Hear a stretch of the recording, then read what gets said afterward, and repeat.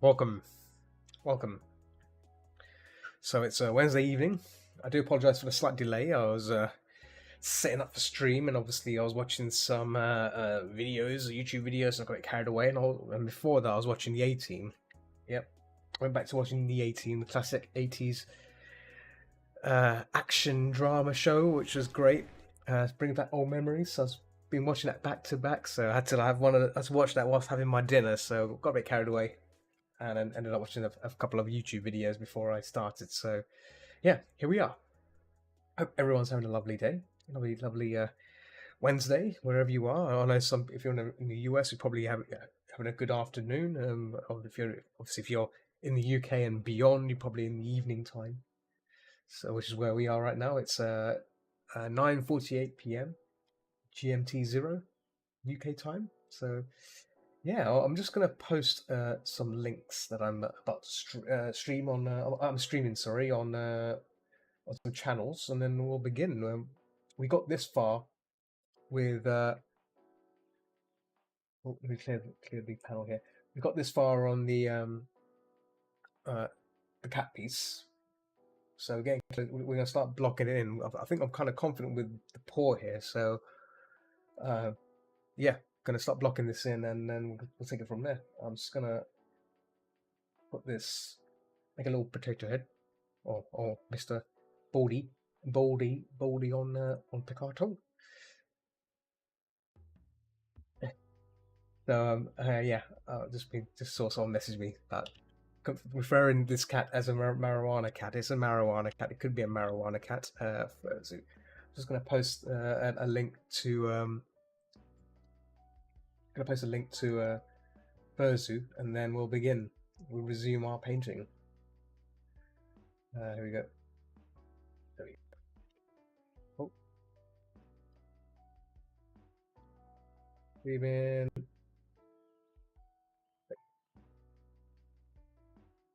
Make sure I post the right thing. Right. The heating's on. Just gotta put the heating down a bit. Oh, it's getting a bit warm. It's getting a bit warm. Right. Okay. I think we are ready to begin. I'm just gonna bring up my reference folder, which I have right now, right next to me. Good. I'm gonna bring up Camtasia Recorder, and I'll clean my glasses. My glasses need a bit of a clean as well. Just gonna quickly polish it up, and my recorder's ready as well. So I'm gonna start that as soon as it's loaded up nicely. Yes. Right. So before I begin, let me just do a quick line test like that, so get an idea of it. Yeah. Okay. Cool. So I'm just trying to get myself in that position of getting used to doing strokes, so it's all good. Good. I think I'm happy with that. Right. Good. Get rid of layer.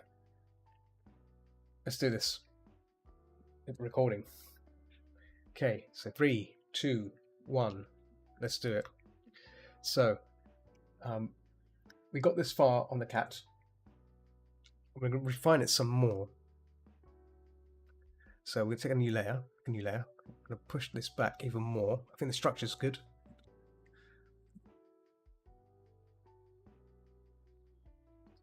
Down a bit more. So I'm going to just basically refine it down so we've got our final cat structure. So let's do that now. So yeah, I've been watching the A-Team. Great show. Don't know if anyone else has ever watched that show. For me, it was around during my time. I used to love watching it. How they used to build things and craft things out of the stuff they find, and then take on the bad guys. Great show. Great show.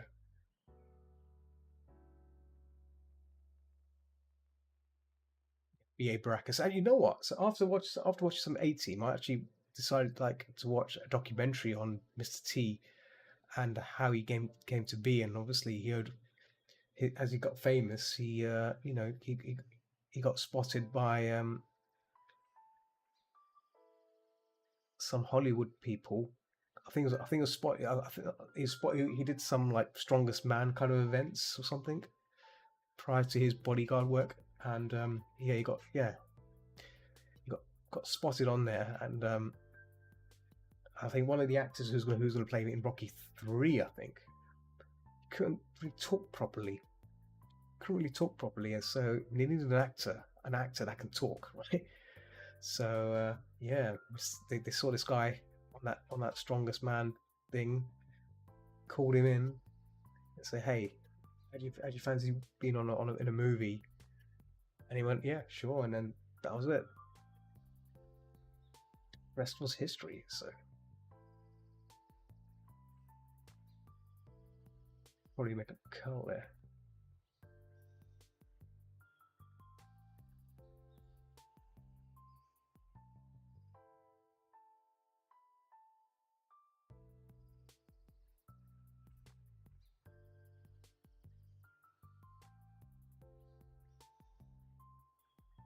So yeah, I've been watching that documentary. Um, I went for a phase of watching like various documentaries during my work whilst I was working, whilst I've been working through the day. This includes like murder documentaries, documentaries on the First Amendment in America. It's crazy stuff. Like I've been watching like First Amendment videos, and I've started to get addicted to those First Amendment audit videos. I love them. I love watching things about that. You get to learn so much about how stuff goes on in America, especially like, dealing with the law. You gotta know your stuff. Otherwise, if you don't, you're in trouble. The cops can use the law against you. It's things like that. It's really, really interesting insight. Branch there's in a way. Branch should be in the background actually. Push that back. Yeah. So I've been watching things like that. It's crazy, I know, but stuff you watch, stuff you find on YouTube. Pretty cool. Yes, I've been watching that, and I mean before that, I would watch MRE videos. I like MRE videos. They're fun to watch. I think Steve 1983. I think Steve MRE 1983 or something like that, along those lines. It's about a guy who does reviews on MRE boxes. Literally opens them up, taste tests them. He opens some which are from 1942, as are really old ones. So really, really revolting to watch. Some people, if you don't like watching people open up old things like that, but I find it interesting. I just got one time I just started watching it, and that was it. I just hooked on him. I do like his videos, so it's great.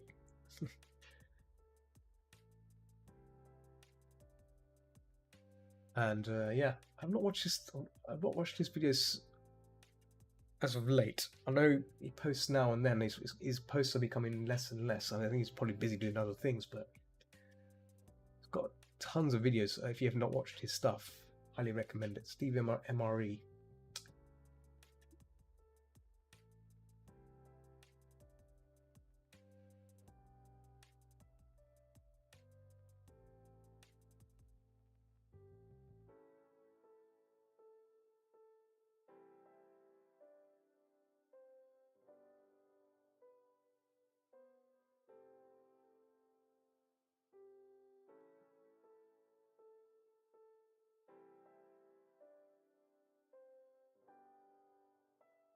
Starship Factory. How's it going?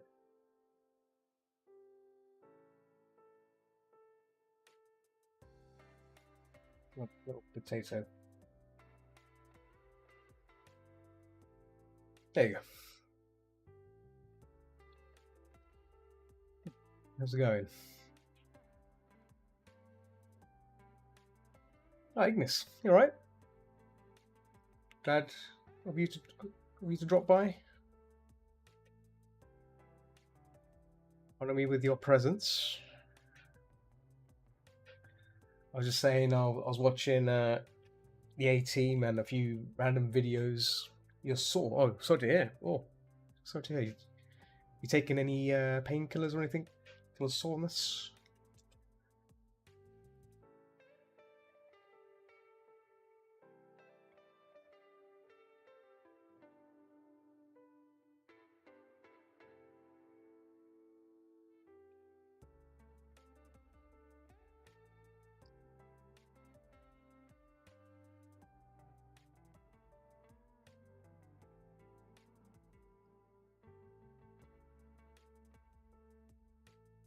No, no, I won't take painkillers for soreness. Lets me know I've done something right. Oh, good. You've been to the gym. Okay, that's right. I was talking to someone about doing like dance exercises in VR chat.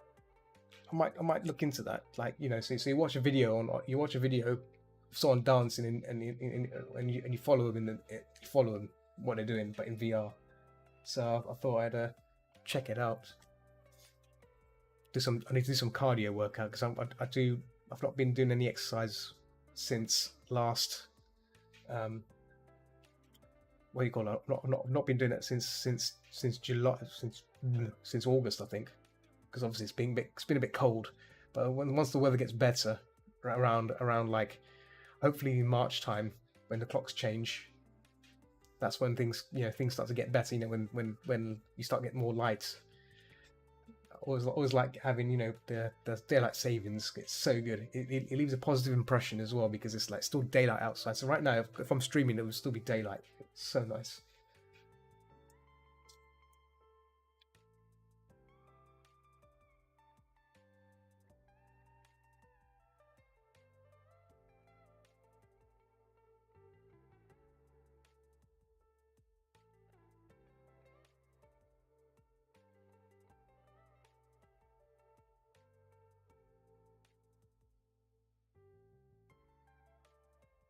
This one I used to do it, but I was afraid of messing up my index and stuff.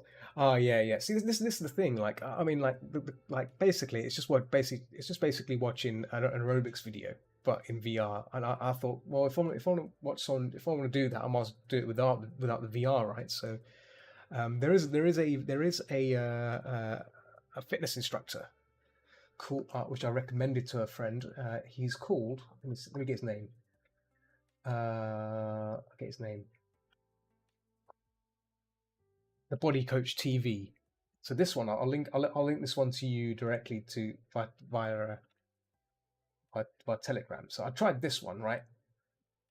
15 minutes in, I was completely tired, completely wrecked because it shows you how reasonably fit I am. but it's good for 20 minutes. That it will put you, it really will work you up. And the nice thing is he does it with you, so it's great. It's a great video, but yeah, 15 minutes of that and I was gone. I was like, no, I can't do any more. So yeah, this was last year. I attempted this last year because there's also a video by Jean Claude Van Damme, and he's got a similar video like that. Workout with Jean Claude Van Damme. I tried doing that one. That was alright, but this one's good. The Body Coach one's really good. It really will put you into shape. But yeah, I might revisit that again because I found the Body Coach one a lot more better than the Van Damme one. But saying that, the Van Damme one is a bit more relaxing, I think, but it's still good. It still will work you up. It does all the body parts, but yeah, I thought the Body Coach is better. He knows what he's doing.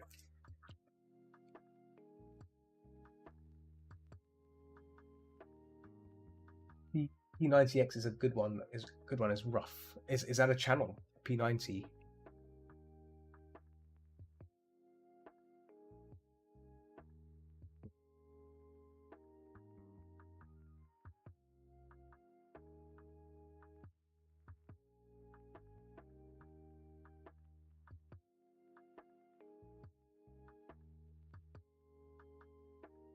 Than the poor bit too.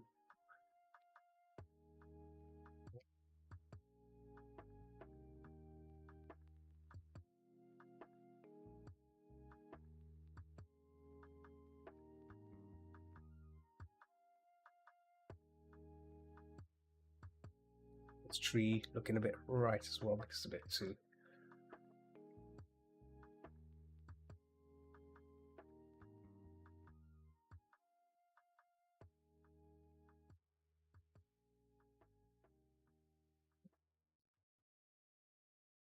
It's the one considered one of the best workout videos out there. Okay, I'll check that out. P90X.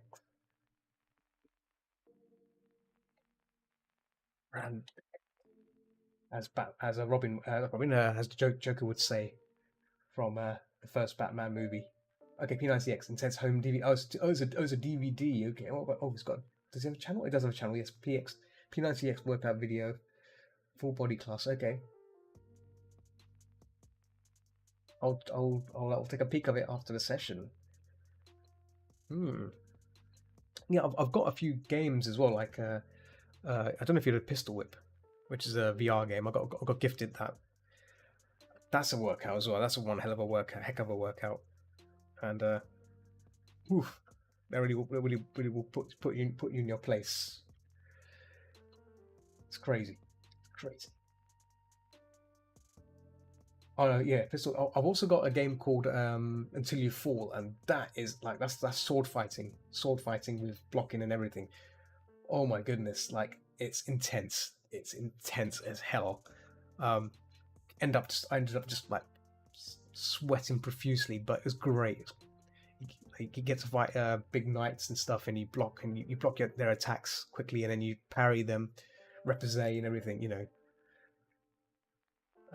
But it's a bit roguelike, obviously, because if you're you can pretty much beat the enemies with just simple weapon, but it does get more difficult. We have to block incoming attacks or incoming volleys of arrows and stuff with your swords. But it's still pretty good. It's still pretty good. Right. Okay, let's block this cat in. 13 minutes, good. I'm gonna try and stay ahead of everything here by doing things relatively quick, because in the past, as you know, I'm a bit slow. Getting a bit slow. And it's not because I'm getting old. I'm just slow. You know, you gotta hustle up, hustle the color. No messing around.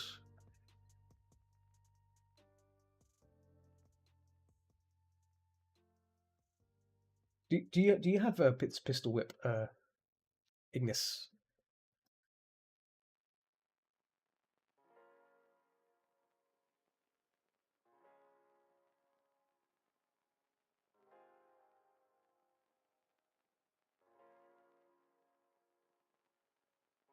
What's going on there? Why is that line not showing? Oh yeah, that's why. This needs to go to the top. Oh, there we go. So the grip can see the border.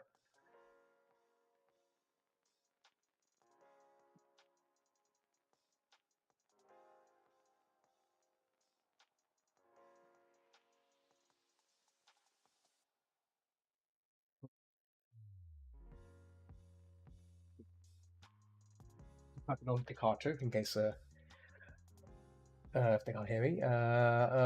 No, I don't have it, but I've been playing Elden Ring. Oh, I've been watching some people on my Discord. I've been watching some people that turned up on my Discord and they streamed Elden Ring. I was watching them play it. So, oops, wrong layer. Yeah, it's basically pretty much it's just Dark Souls, isn't it? Dark Souls. Oh, you got Pistol Whip as well. You got Pistol Whip as well, Starship. Okay. Oh. Yeah, like I mean, it looks good, but like I'll be honest, I've not even completed Dark Souls 1 yet. I've played Dark Souls 1. I've got Dark Souls 1. But I've never had the chance to complete it because I keep piddling around with the reprise and all that stuff. You know, the blocking. I love that stuff, blocking enemies and parrying them. And so I'll start playing it, and then after a while I'll forget to go back to it, and then that's it. So what I am planning to do is I do want to stream not Dark Souls, but Blasphemous, which is a 2D version, kind of like a Souls-like game. Very depressing because I played it before. I played it on Discord only, and it's fantastic little game. and it'd be nice to maybe actually play through that and maybe go through it a bit, play it from scratch.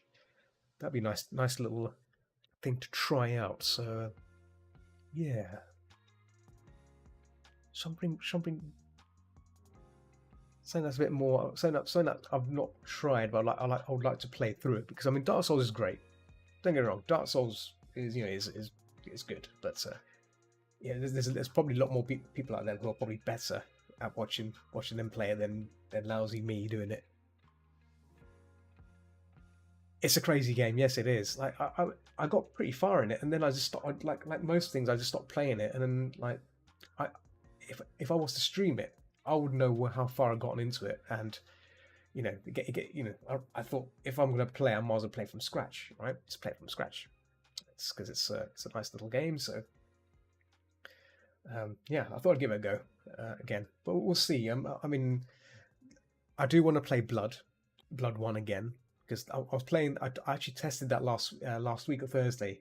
I was meant to stream it, but I ended up playing Deep Rock Galactic again, because I like Deep Rock Galactic, and I probably will be playing that tomorrow again, because Deep Rock, there's the league on it is ending soon. There's like a phase. It's going for a phase, right? So in April, there's a new one coming out. So basically, all the points you've been collecting, it's all going to reset. So I'm going to try and get everything I can done this week, and just get it done before the reset. So this month is like the final month. Grime is another really great game. I suggest that one. Grime, okay. Right. Let me Google this. Let me tick on Steam. Sorry. Pause the recording so it doesn't overlap. News going to pop up on my main screen. There we go. Grime. But Trial Ring, I heard more forgiving than the rest of the game. Okay. Well, the thing is, Starship, I was watching people play it on my server. I mean, it's a nice game. Don't get me wrong, but like, yeah, yeah. I don't know if I've because the things I've not completed Dark Souls 1, and I've not even played Dark Souls 2. I've got Dark Souls 2. And I've not even played it. That's how crazy. Oh wow, this looks good. Grime. Check out Grime, Starship. Grime. There's a demo of it available. I might download this. And check this out. Ooh, this looks good. If I download it right now, will it affect my stream? Let me just see. It might be forgiving. I've got fairly fast 3 gigs. Let's let it download and see what happens. Oh, how bad is it? How bad is my? What's the connection speed? Yeah, seems to be okay. I think it's downloading. I'm going to download it. Give it a go. I'll play it tonight after the stream. I'll just give it a quick little bench test, as I normally do. Thanks for that suggestion, Ignis. I like that. Yes, very nice choice.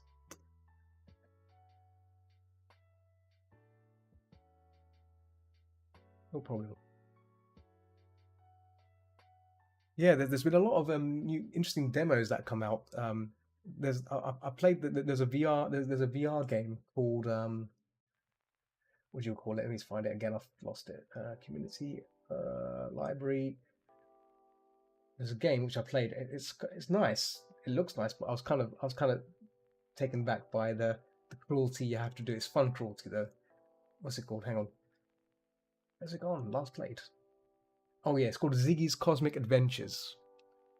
Ziggy's Cosmic Adventures, and basically it's like a space sim, and you put these little cute little creatures, and you put into yeah. I don't want to spoil it, but it's a demo. It's a demo available right now.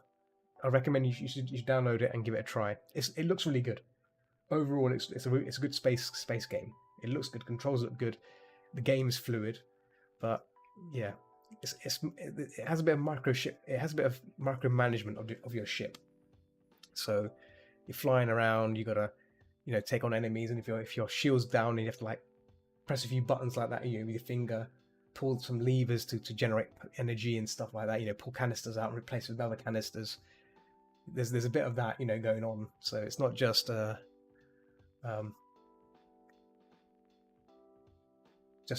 flying around shooting things, but it looks good. It looks good. I played a bit of the demo. I didn't play it fully. I thought it was all right.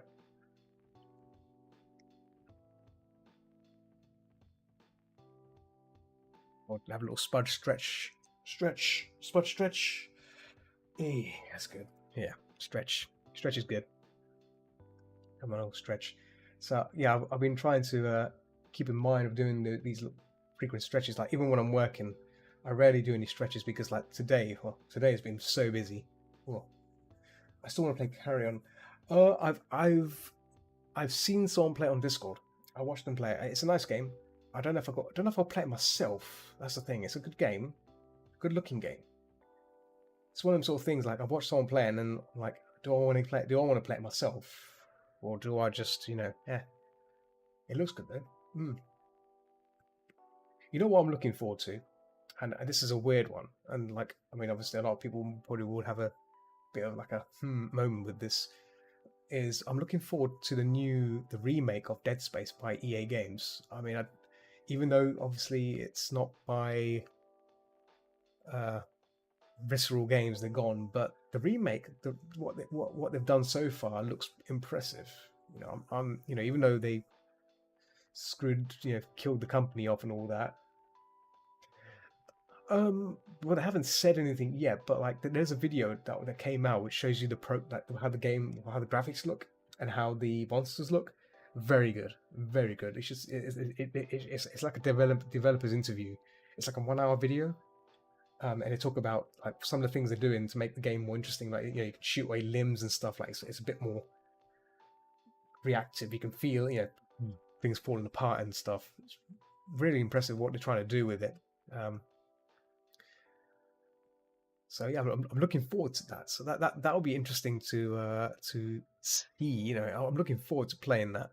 I mean, but they even said they're going to add new things into it. So there'll be things that people will know about it. People will be familiar with, but there'll be new elements which no one you won't even know about. So they are going to add new things into it to make it more interesting rather than just a straight rip off, remake. So they are going to make it different. So that's good. That's a good sign. It's a very good sign that they are taking it. They are making it different or slightly different to the original, and I think that's wise because whilst the game may look good, you want it to play differently. So you want to be caught by surprise, right? You don't want predictable things happening.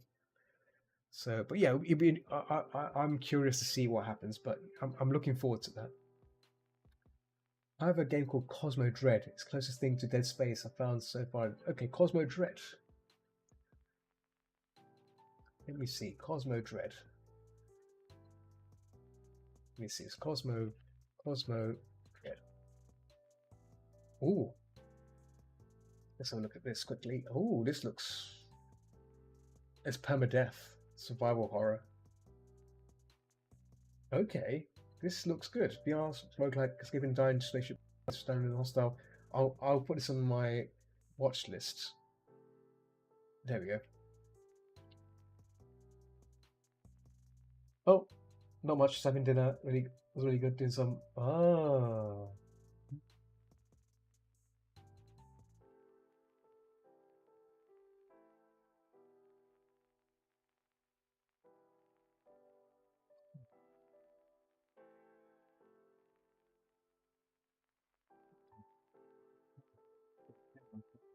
spell pear properly. Pear. It's a pear. Pear.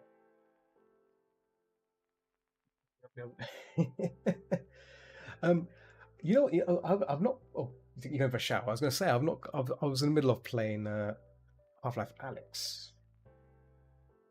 I drew some potatoes in it. That was fun. That was fun to do.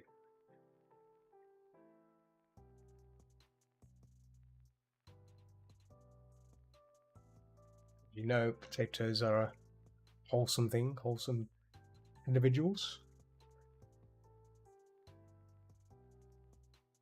Down a bit. I think all the stuff I've painted so far have always been bright and very brightly, not brightly, it's sort of dark. Sorry, correction, dark stuff. Like it's always been dark. I'm going for the more of a brighter look here because the green needs a bit more loving, right? Just a bit, make more fun. This cat has to be adorable, so you can't just let it be something that's in a dark environment.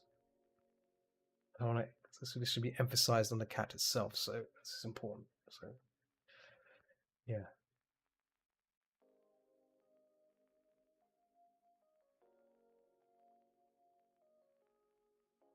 So Starship, do you have a VR headset? Do you own any VR stuff, or you're not into VR?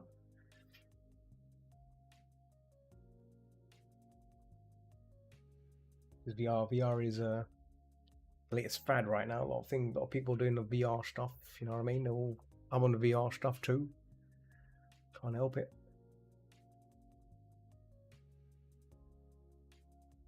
Through that, I've actually been to some VR conventions, which is really cool. Like the Virality event, which is very, very good experience. I enjoyed that. That was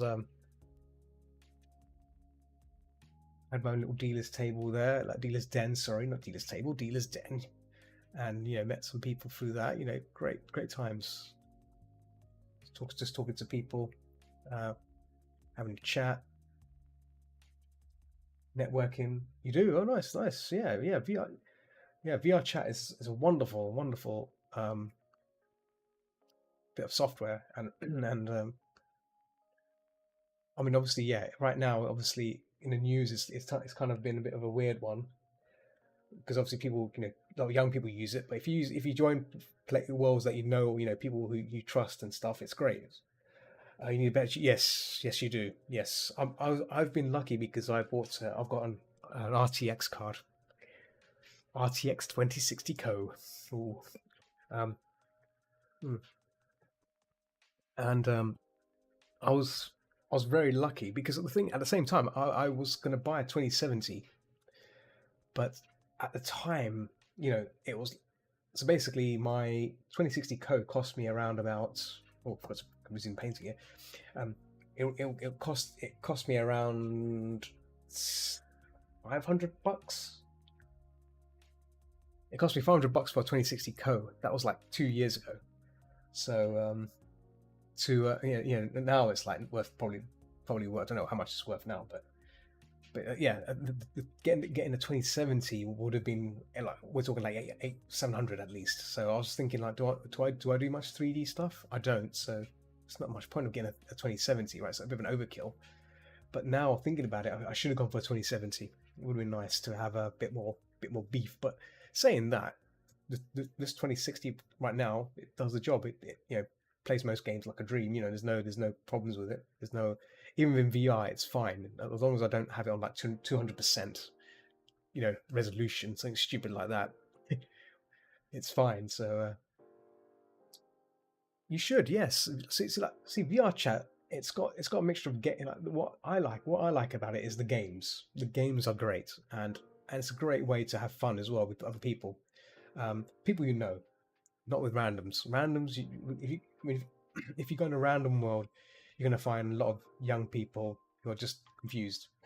That's the right way to say it. A lot of confused young people just yelling and screaming. Just it's uncontrolled weirdness. And so I would not recommend that to anyone. If you want to go into VR chat, don't go into public worlds because you'll just not enjoy it. But I mean, sometimes you find good people in there, but I guess it depends on the kind of world you go to. But that's the internet for you, isn't it? I'm stuck with a Radeon. Okay, Radeon card, which is underpowered for reverb. Oh no. Damn. Because I was going to say, Half-Life Alyx is amazing. I mean, I was blown away how good that game is. Oh well, if you ever wanted to come on VR chat and if you need to hang out with, every Sunday, I do a VR chat gaming hangout. So basically, I get the people from my local community. We turn up, we play VR chat games, and if you don't have you don't need to have a VR headset. So some of the games you can play by desktop, like a first person, but it's great. Some great little games on there. I mean, obviously in VR it makes a whole lot of difference because it's really immersive. But you can play in desktop. So if you want to join, you're more than welcome to hang out and have fun. We play for a couple of hours, about 3 hours. Alex is amazing. Yes, I was like, I still haven't completed it yet, but I've been playing it every Friday after work. I'll put the headset on, play a few rounds of it. I think I've nearly reached the end of the game, so I've nearly like completed it. But I'm just enjoying like everything, like playing it and stuff. I would like to stream it. I would like to stream it. That's the plan. I mean, I could stream it because on Sunday I did stream the VR chat session. So you might on Twitch, on my playlist, there might be the VR chat session. You can probably get an idea of what sort of games we play. My camera work is a bit crap on it because I was still kind of testing the waters about how to stream properly. So there is that kind of me being lame on it, but if you want to check that video out, go feel free to do it after whenever. Give you an idea of what to expect from the VR hangouts I do. Oh, keep hitting my table left bottom. Let me block in this cat because I'll try and show the shape of this cat. So if I just quickly do cats block in. Okay, let me just block this. Give it some warm values because it's a bit more warmer orange. White. That should do the trick. I think we have a bit more whiter. That's better. Turn off the opacity there. There we go. Fun fact: even after a year, Alex is still complaining I don't have enough people. Here's a funny thing, right? So a friend of mine, Galen, who uh, kind of introduced me to VR chat. I think he introduced me to VR chat. I'm not sure. Um, he said to me, right, that the game Alex has been optimized to work on most old machines. Can you believe that? I find that hard to believe, but apparently that's true. So so yeah, I mean it should work on low end machines. But yeah, I think but yeah, you're right. The GPU is where it's at. You got to get that. You got to nail it. I mean, I'll be honest. I I had what is it? I think it was a Radeon. I think it was a Radeon card before. I think it was a BFG Radeon card. I forgot what number. I think it was 5700 series or something. And it could stream. Sorry, it could not stream. It could play Alex, but it was looking through looking through big holes. Everything was blurry. I had to put the resolution down to like really low, to the lowest, to make sense of what's going on. So that gives you an idea of how if you still want to play it, it's playable, but it's not. I wouldn't say it's enjoyable. I mean, yeah, actually, so I take it back. It is enjoyable, but things look a bit blurry. If you want to live, if you okay with that, then that's fine. But yeah. Oh yeah, yeah, yeah. It always will complain. Like when I load up Alex, it will say to me, "Oh, your game is like you're using your settings are not you're playing are not recommended settings. Expect, you know, performance degradation. It'll tell you like a little window, but it works fine. It works completely fine. It's just probably just warning you like, oh, you've pretty much taken this game to its limits, like on a highest setting preset, but it seems to work fine. Um, but yeah, great game.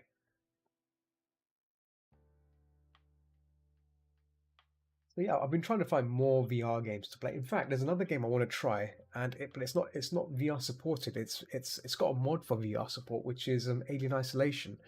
Um, so it works. I did test it. It works. It works fine. It plays like a dream. if you've got Alien Isolation Starship, or should I call him Moira? I'll call him Moira if you like to call him Moira. Playing, yeah. If you have Alien Isolation, try the mod which makes it into VR, which turns it into VR for you. It's fantastic. Like there's no slowdown. It's like it's uncannily.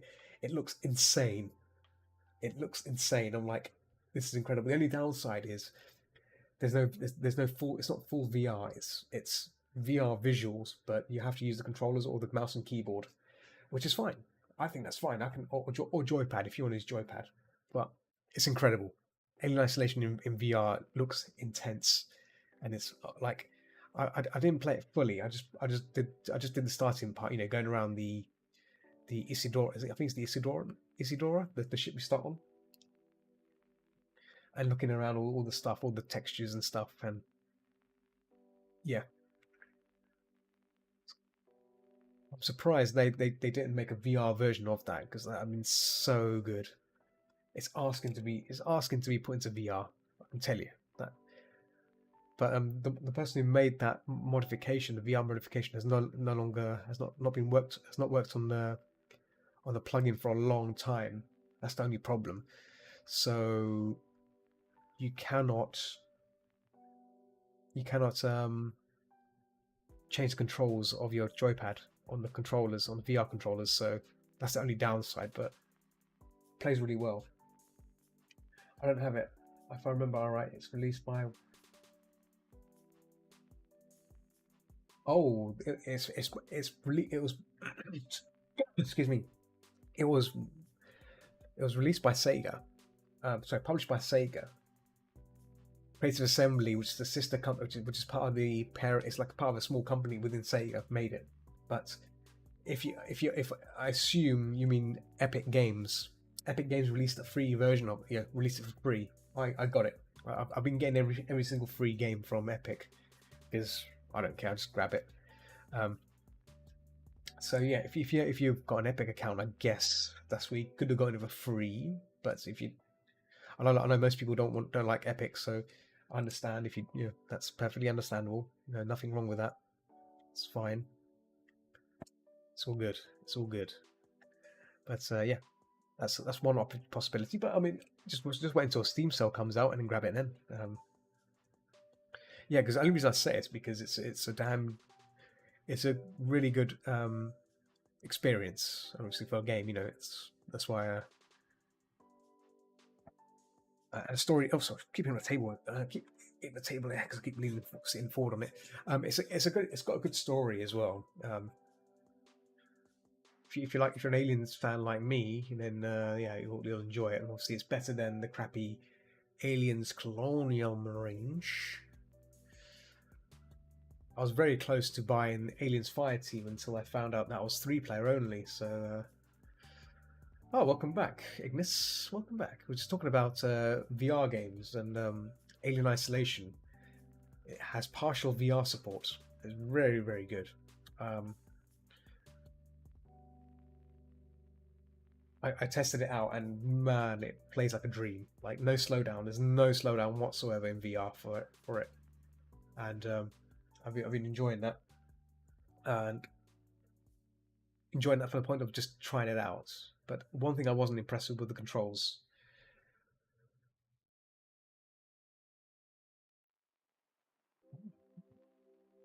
Yeah, Epic Games is the culprit. If you're on about the free, the company that they gave away the game for free. Oh, you're not a fan of the Aliens series? Okay, I get you. Okay. Yes. Ignis, if you ever get the game, you should play it. If you play it and stream it, I'll watch you play it. I'd watch you play it. But you got to play. If you play it, if you do play, you need to play on the hard. You got to play on Nightmare. That's how I played it. I played it first time on Nightmare, and it's the best experience you get of an alien game because it's terrifying, but it's great, intense and terrifying, both. Oh, and the xenomorph looks sexy. That's why it's sexy. Oh no, okay. If you get raged at games, then probably not a good idea. It's yeah, you will die a lot. That's the. I mean, on an easier difficulty setting, you'll be fine. That's the problem. Yeah, on normal, I think the alien's a bit more forgiving. It will, aliens just it'll run away when you flash a flamethrower or something. If you shoot it or something, it'll run away. But on Nightmare, all bets are off. It sniffs you out, snuffs you out. Even if you make a little noise, a little bit of squeaky noise, it'll come down and get you. That's how sharp it is. But it's a good game. I mean, the only reason I like it is because it's got a stealthy element to it. So you spend most of the time sneaking around quietly. I like that. I like those kind of games. You have to just take your time. Like if you remember the game Thief, the Dark Project. Oh, I used to love playing Thief a lot. So, which reminds me, I've got to play Thief 2. Just reminded me of that.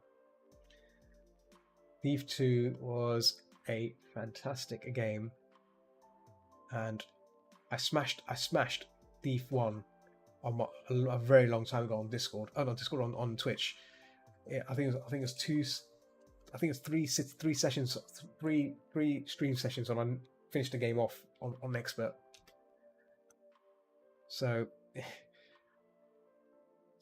playing Thief 2 will be interesting. I'll probably will play it on a highest difficulty and breeze through the damn game. So I have to think about that one. Yeah, the reason why I like Thief is the fact that it's got a lot of horror elements. You get to sneak into cathedrals, haunted cathedrals, or tombs. It's always haunted. Those places have always got ghosts or rattling chains and walking specters and skeletons that are just looking forward to smacking your head in. It's really atmospheric, really atmospheric. Oh yeah. Have you ever played Thief, Ignis, or Starship? It was a fantastic game for us and a fantastic story as well. Storyline. Oh, I highly recommend it. Then I highly recommend it. It's even though it's a first-person game.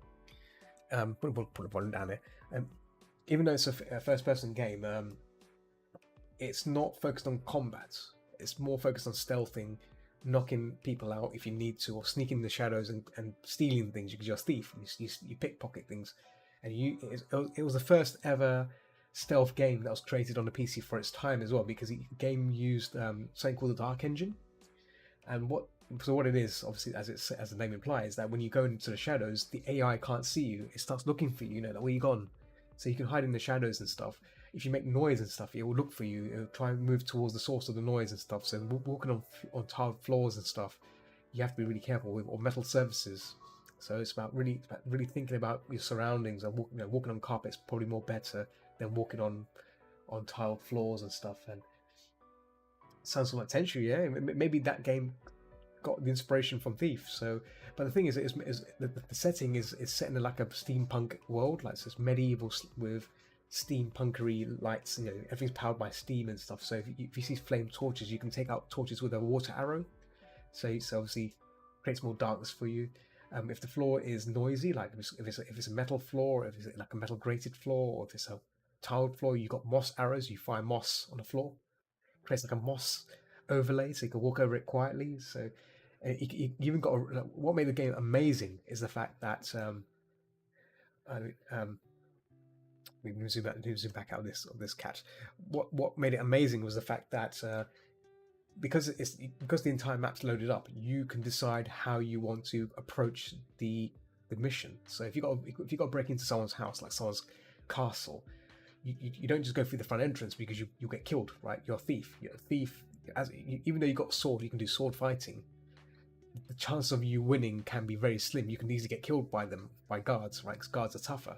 So what you do first is scope the area, find ways to get in. So if you look around the back, maybe there's like like a hidden entrance, maybe by some bins or something, by the trash, or maybe there's like a tunnel underneath which takes you underground to like where lake like there's like a moat, there's like an underground basement entrance that maybe one of your one of your contacts, you pay for some money for some contact, to get some information, or maybe there's like a balcony which has a wooden rafter, and you got rope arrows. You can fire a rope arrow up there and climb up the rope arrow and get in. So the game, there's no right or wrong way to how you do the mission, but it's down to you to figure out how you get into how you achieve it. So it's great. It's fantastic. It was a fantastic game. But it wasn't about combat. It's more about strategic FPS, sneaking around, looting things, pinching vases and expensive pottery and gold cutlery, and anything that's value you can pick it up and just put it in your pouch. It's really cool.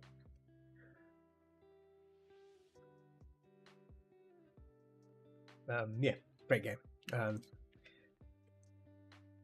That's why the other thing I used to love about it was the fact that after you finish the game, obviously the fans, back then most games came with your like a builder, right? You can build your own games, build your own fan missions.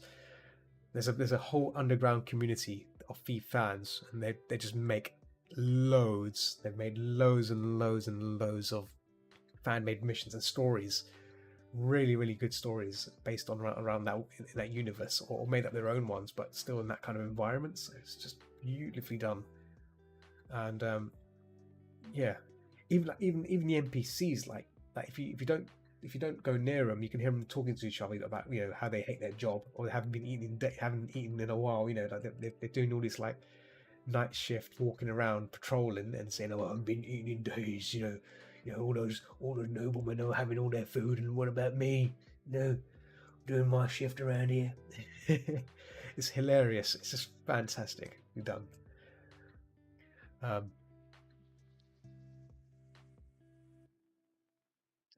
Do miss Blade Thief. Do miss Blade Thief.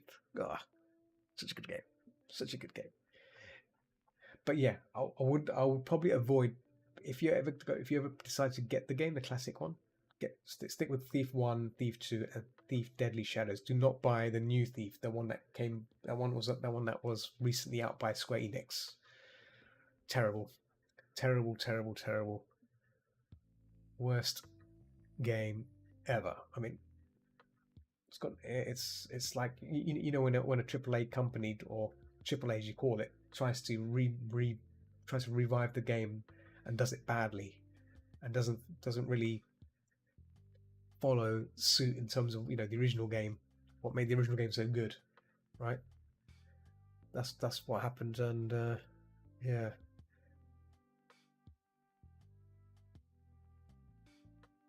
I can go on about Thief for hours. I don't want to be boring you guys, you peeps.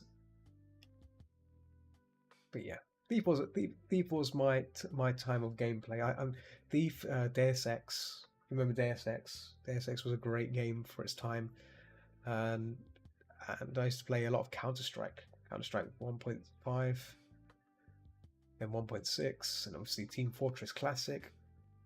Another great little gem. These are little games that I grew up with during my university days as well.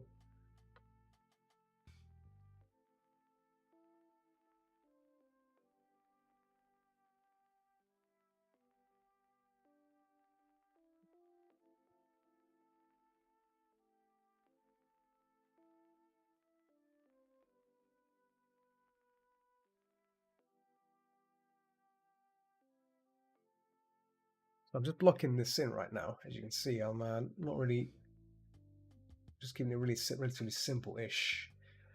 Still applying these like areas of detail just to get an idea down of the tree shit. It's a branch, right? So really crinkly. Might have a fair few openings here, like this visibly cracks, shards of wood peering through, right? So good to have these things, right?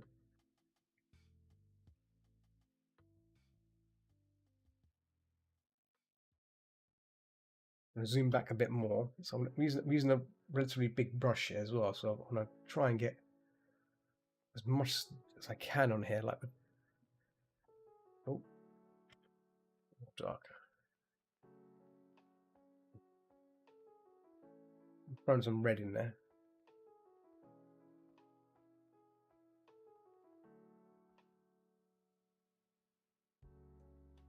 Letting the color just overlap it, and then I want to paint over it again, just letting the color overlap each other. See, so it creates that kind of effect of like mossy kind of tree, you know, tree without that creates that greenish effect, right? Which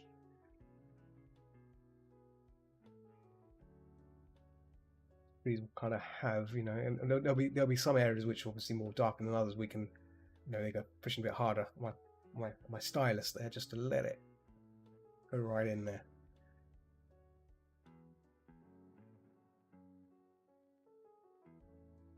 Put some extra shadows here, just really darken it here because there's the cat person, the little cat's here. So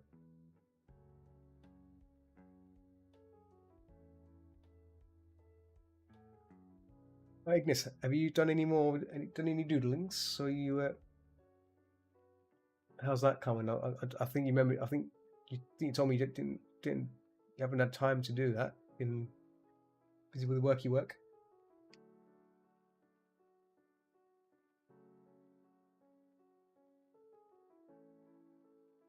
Okay. Oh, you haven't. Okay.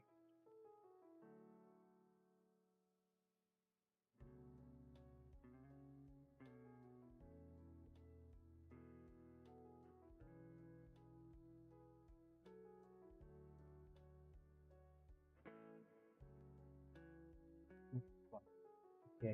Here, oh, I got it twice. Okay's there. There we go.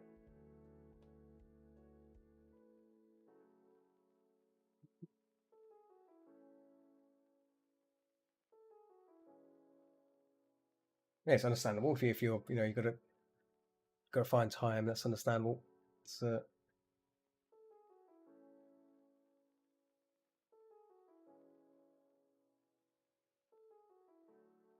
I've been kind of been slacking on not learning enough Blender because I've been saying I want to learn Blender and I haven't had time to sit down and do Blender either myself. So it's kind of my fault. My fault now. This Blender's good. I'd like to make my own. Like to make my own models. You know, I've been saying that I want to make my own models, but oh, not no time. Yeah,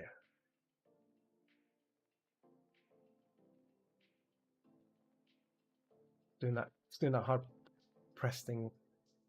It's doing that annoying thing where the stylus decides to press there like that. So not sure what causes that. That's not sure what the culprit is. The true culprit.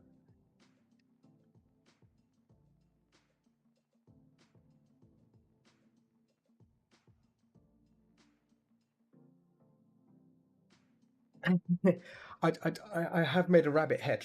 I did make attempt at a rabbit head, but I wasn't sure what I was doing. You know, I think I've got the head itself has got millions and billions of points, right? I don't think that's the right way to do it.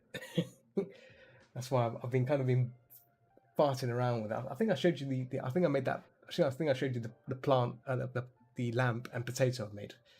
That's like some looking into the texture stuff, but I haven't actually looked at it from the sculpting point of view. The sculpting something I should do more of, and you're right, I should. There's a program I do you use an Android tablet or do you use an Android phone by any chance, like with a stylus? There's a really cool program called of course called. Let me just get the. Oh, let me get my.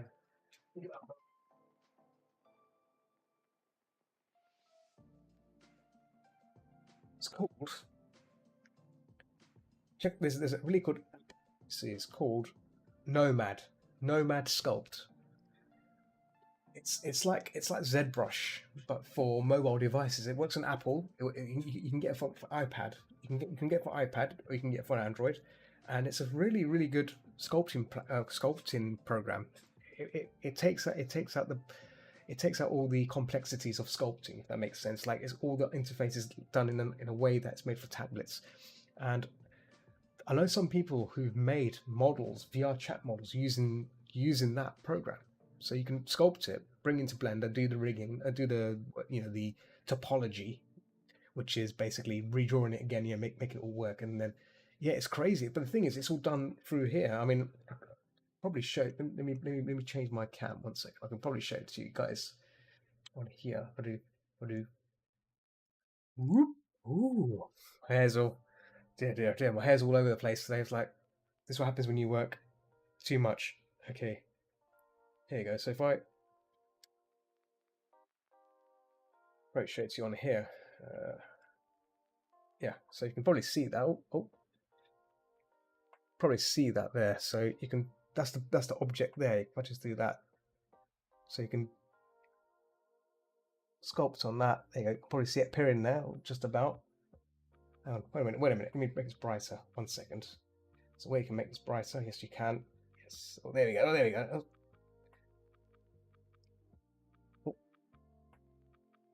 Oh my goodness. I made the screen brighter and that didn't work. Okay, let me just take it down again. That was horrible. Oh dear. Yeah, so probably see that there. There we go. So probably move things. You can draw on there. This is my Note 8, by the way. So move it around and see there. You go. See a little bump appearing there, but you can draw on here. Obviously, this is a smaller screen. This is a phone, kind of a phone tablet kind of thing. So, but yeah.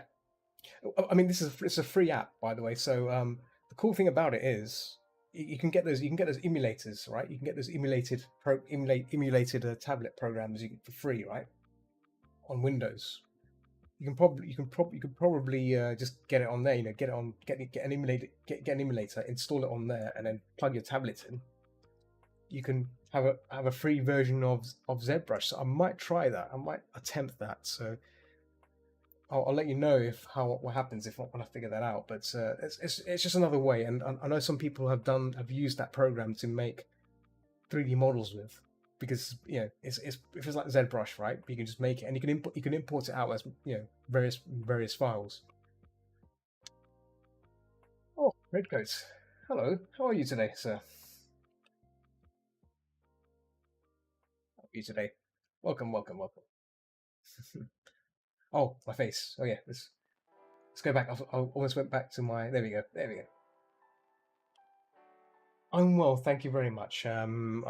Today's been a really busy day because I think I mentioned yesterday that I was there's a summit project, a summit that's launching today, and it's launched, and I had to oversee pretty much a good percentage of it. So there's a lot of stuff going on. It's crazy. It's crazy.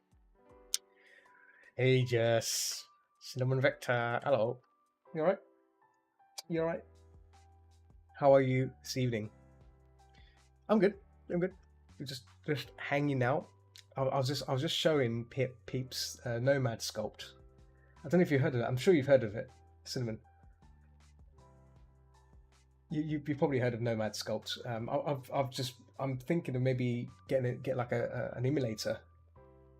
Yeah. So I was just telling Ignis how simple you can probably make something out of that night. You can probably make something on that and then bring it into Blender and then ship it. Right? You can. I've just said that I know someone that used that program to make a model for themselves for VR chat. So it's like, wow, it's impressive. Got me more excited. So obviously I don't want to be sculpted on this because this is a tiny little dinky thing. I need a big screen. So yeah, okay. So yeah, Cinnamon knows what she's talking about.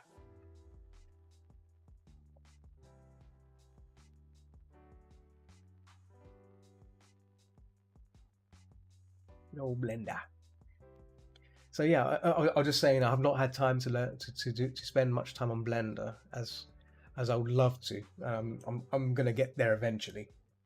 Um, I've been trying to do it every Friday, but yeah, Friday's been busy as well. So I'm gonna maybe this Friday I will make an effort of doing some form of blendering, something. I'll make something because I made a plant pot. I made a plant pot and a potato last time. I think I should take it one step further. That's where you start, right? That's how you start. You start off with a potato, and you work your way out. You work your way up.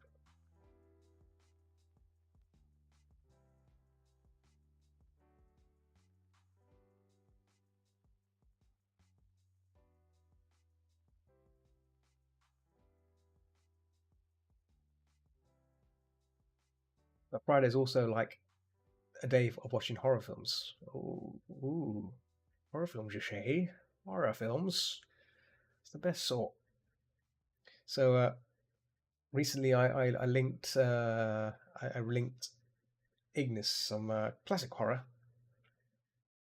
from the early 70s, which are really good. The Hammer horror stuff. This is like I've said before yesterday. Like the blood in it looks like luminous red. I think the blood in those days were, I don't think they could get actual stuff, so they probably just used red paint or something like that. But still, it's not about the paint. It's about the mood of the mood of the film. It's what makes it really spooky, and that's great. You don't get films like that anymore, and great. I do love watching things like that. Very nice. Spooky horror, spooky anthology horror. That's it, anthology, because they're like little stories in like movies which have several stories.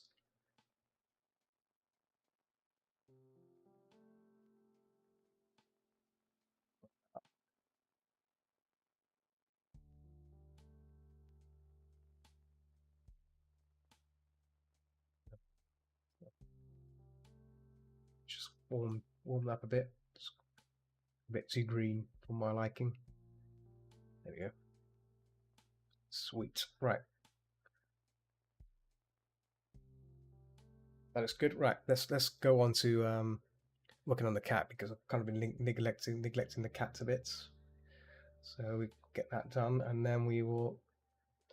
Actually, the background needs a bit more stuff as well. It looks a bit too empty. We just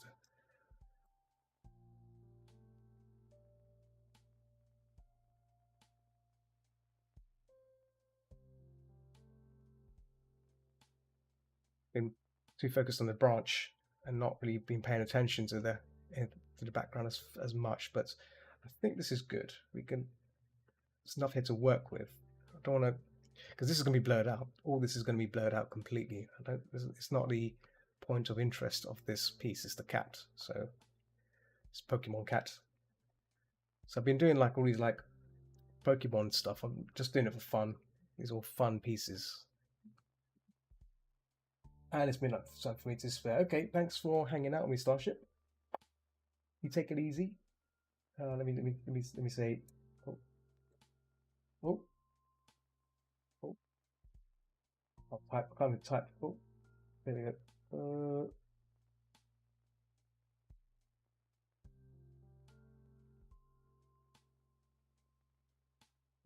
For joining. There you go. There we go.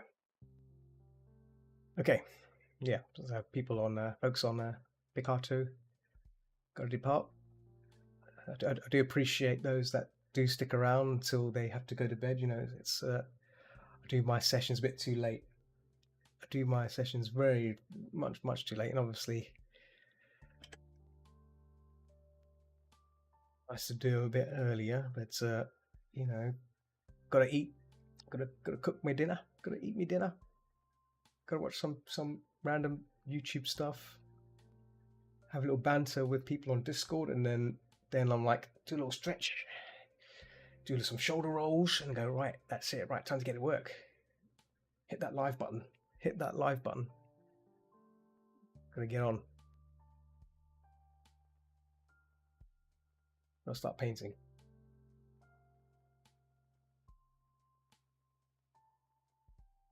I think that should be enough to blur out. We might be able to get away with abstract plant matter.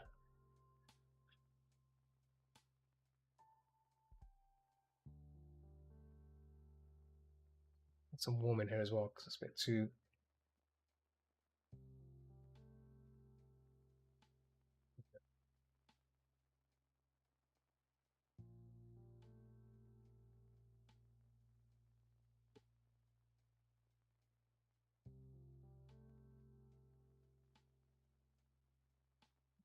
Region plant twigs and lines and stuff that needs to be.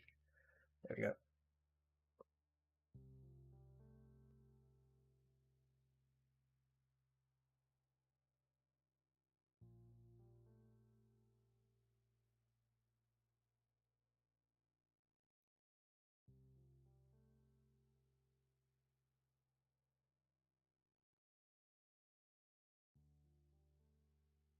Cool. All right. Let's start on the cats. Finally work on the cats. This needs to go down here. Thing is, the paws are going to overlap this area, so we need to make sure that works fine. But for now, let's just focus on the. Let's bring this forward for a moment and start working on the body and everything else. So I'll stick with this brush. I think this brush will work fine as a base to start from. Let's look at the reference of the cat. So this thing, this Pokemon cat thing, there it is. So it has. So even though it's the colors are more green, so I may have to more mint. So let's start with a base value of that. Oh, I'll do it. Well, then we'll just lighten up a bit.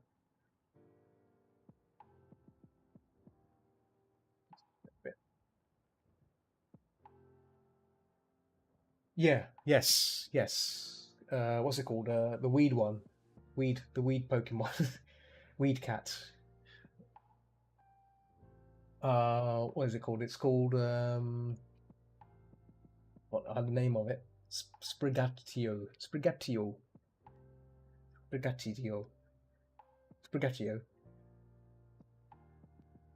Cat made of weed. The weedy cat.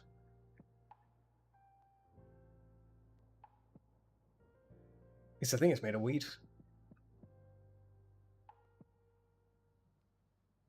Yeah. I'm thinking like Pokemon are starting to run out of Pokemon like nice ones. I think some of the designs they've made in the past are a bit questionable. I mean, I still play Pokemon Go, right? I've seen some on there. I'm like, what were they smoking when they came up with some of them? Yeah, some are just weird. I still prefer the first gen.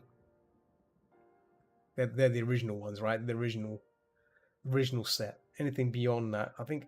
Well, I think the first two sets, maybe the first two seasons, the season 1 and season 2 stuff is fine. Anything beyond that, it starts getting a bit silly. You didn't play 2 Pokemon games. I've only ever played one, and that was a very long time ago. That was Pokemon Yellow, I think. No. Pokemon Blue. Sorry, Pokemon Blue I've played. Pokemon Yellow I started playing, but then I stopped because I realized it's the same game. The only difference is you start with Pikachu. That's the only difference. That's the only defining factor I think for that game. So I didn't really want to play the same game again, if you know what I mean. So I kind of kind of knocked it away. Wasn't interested in it, but yeah, I was like, I don't want to play the same game if it's just the same thing going on. But like, I know some people love that kind of the fact that you can start with Pikachu, but it's the same game. It's nothing new. There's nothing. I need something more than I don't. I know even though it's kind of role play, still fine. But you haven't played any.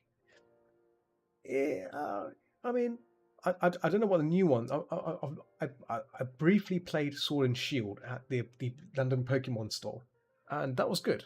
That was very good. I mean, but again, like it, I don't own a Switch, so it's one of those sort of things. Like, do I want? It's no point of me owning, playing, enjoying it if I'm yeah. It's a weird. Yeah, if you like Pokemon, then I guess it's worth playing. I guess, but if you've never played any Pokemon games before, I'm not sure.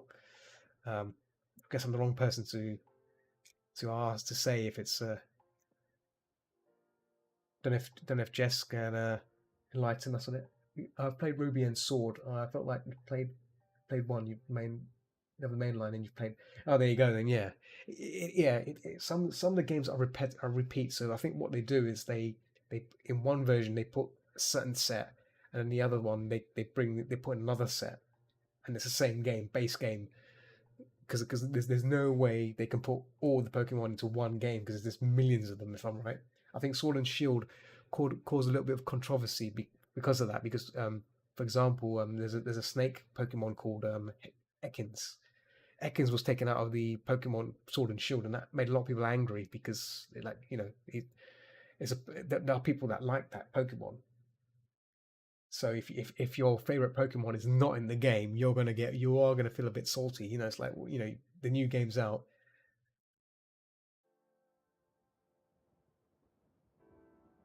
Yeah, exactly. There's only so many Pokemon you can fit into it now. It's unless technology catches up and Nintendo finds a way to include it all. But I don't think they will, because if you think about it, it's a good money maker as well, isn't it? If you think about it, if you release two games, one which has different packs, you're gonna get some of that, get some of that gold, get some of that delicious money.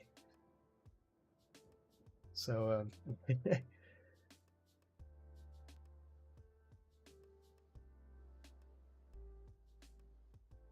all I'm playing, oh, ask you, it looks like a better gameplay experience. Is that what is that? Is that an RPG game?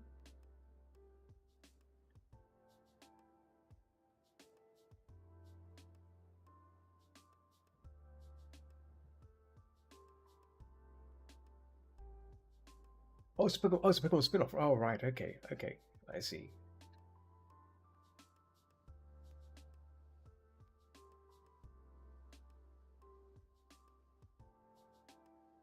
I see. Hmm.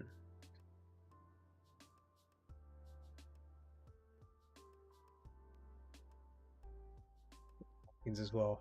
I've done the markings for this cat. So,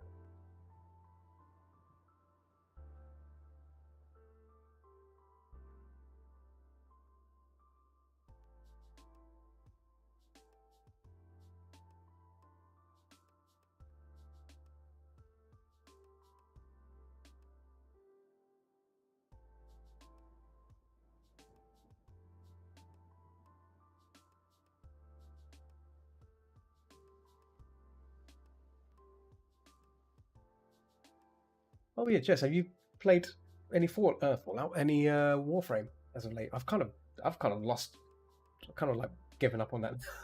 I need to get that mood back. I think I've fallen out with that. Like, oh no, he burns out hard. Yeah, I think I'm in that same boat because I used to like log in every time just to get dailies done, to grind, get all the ingredients. For the. Do you remember when the railjack the railjack grind, that was crazy. I think I'm sure you felt that grind as well, like getting all the frigging ingredients to get it all made and everything. Oh my god, I remember that was crazy times. Played more than any other game I've done that. Yeah, yeah.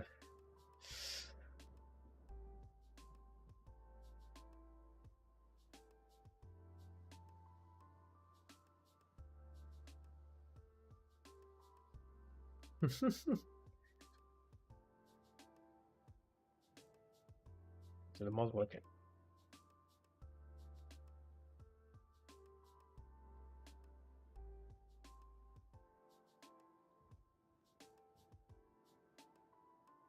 Yeah.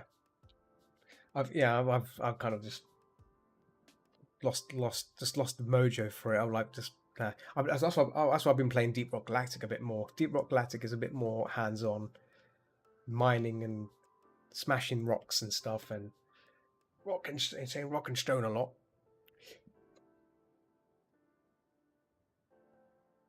I've been telling folks that any people that enjoy randomly generated caverns. It's definitely a game worth trying, but it's semi fast paced. So only myself and Galen play a lot. I mean to go back to I mean to stream some old games like Blood. Blood was a classic game from my time.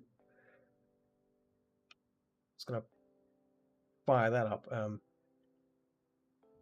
But like I was thinking, like, well, if I want to stream a game, I might as well play Deep Rock Galactic, because I need to grind on it, get that grinding done.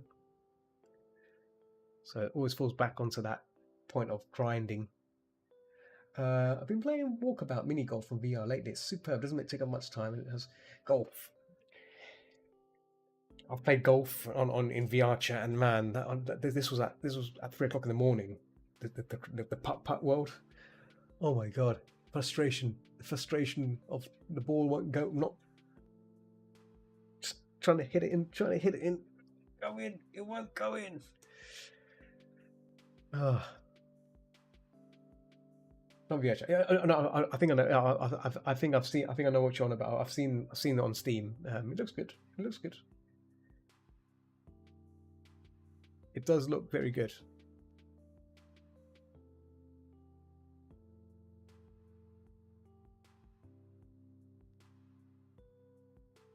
I mean, one game I have installed, I've not played yet properly, is MechWarrior Online. Because I know Galen's been playing. I've been watching him play it on my server, and it brings back memories. I don't know if you ever played MechWarrior back in the day, but I used to play MechWarrior 3, and that game, when I watched him play, I was like, this brings back memories, like, of, in your mech, and you've got the small little things that come back. Yeah, obviously it's PvP. That's the problem, though. So, but there's a layer of understanding each mech. It's not just here's a mech, put some stuff on it, and out you go. That's not how the game's played. Obviously, there's various kinds of mechs. Each one behaves differently than the others. And the kind of armaments and upgrade weapons you put on it, and have its flaw, ups and downs and stuff. So there's a bit more to know about it. But it's nice. But the other game I would like to return to is Elite Dangerous. I've not tried it in VR yet. Ever since getting the VR headset, I've not touched it. So I think it'd be nice to experience what Elite Dangerous looks like in VR, in space, VR in space. Because I think that would be the ultimate experience. And obviously, I can use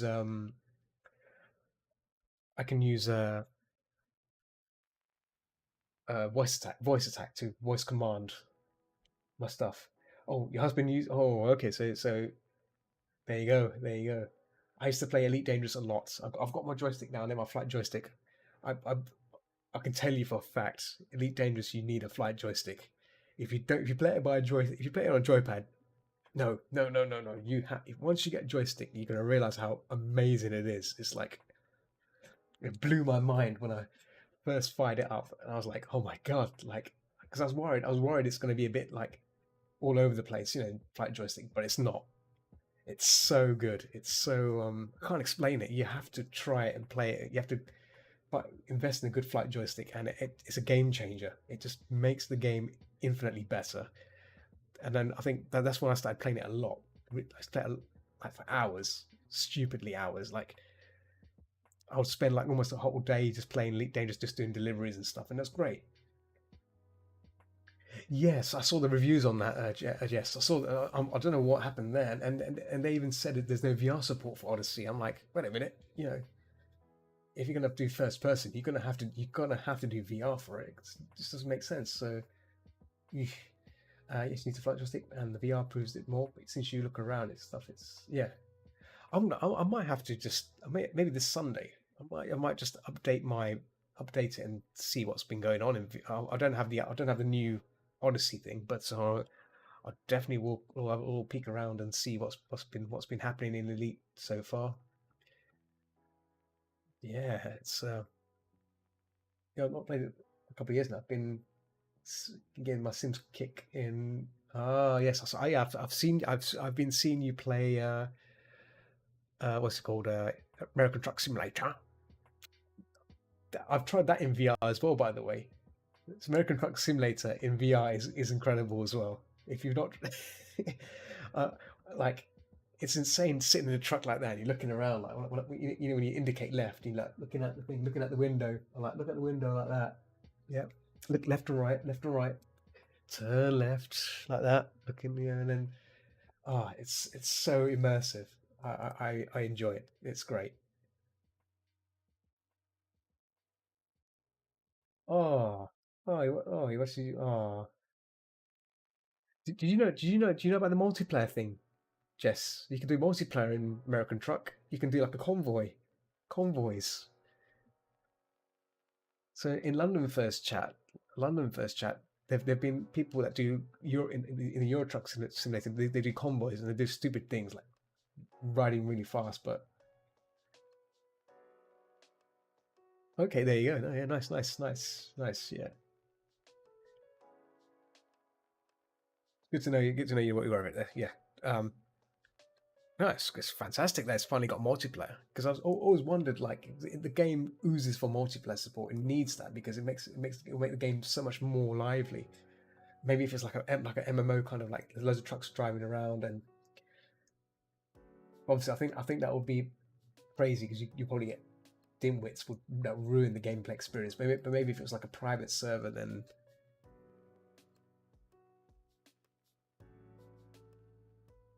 you get to drive around with folks and you know have a good time. Have a good time.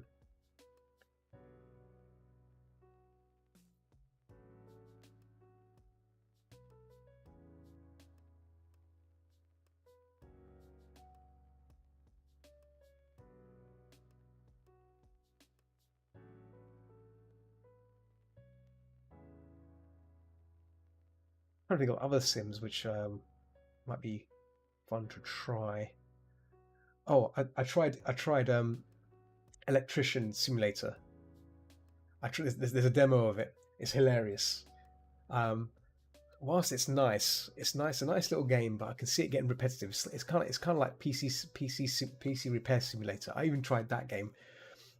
It starts off good, but then when you start seeing the repetitiveness of it, it really starts to. I mean, people love the game, but I found it to be like it starts getting samey. Electrician Simulator, yes, you do odd jobs by going to people's houses and you click the plug switches and then you open it up and see where it's gone wrong but before you even do that you have to go to the mains thing and switch off all the mains, check all the plug sockets, open them up, screw the right wires in, check the wiring connectors and stuff, a lot, fix the wiring if there's any problems with the electricity and stuff. If a TV's not switching on, then they hire you to do stuff like that. It's crazy. It's addictive. It's a bit addictive because you can go around doing stuff. You can go around in someone's house and look at their stuff. Um, but do check it out. It's on Steam. There is a demo of it. It's worth trying out. I just found it amusing. I needed something different to try, and I just stumbled upon it.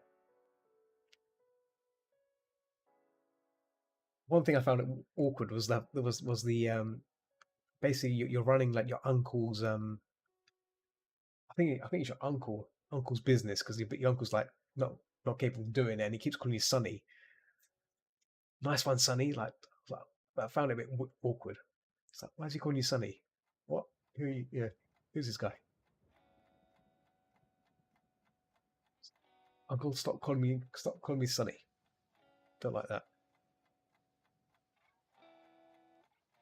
But yeah, yeah, you're right. There's a lot of simulation games out there which are there's some really ridiculous ones. I mean, I think there's one which is cleaning. Yeah, it's cleaning simulator, like hose pipe. You clean things with a hose pipe, right? It's power. That's it. Power wash simulator. Yeah, it's like yeah, yeah.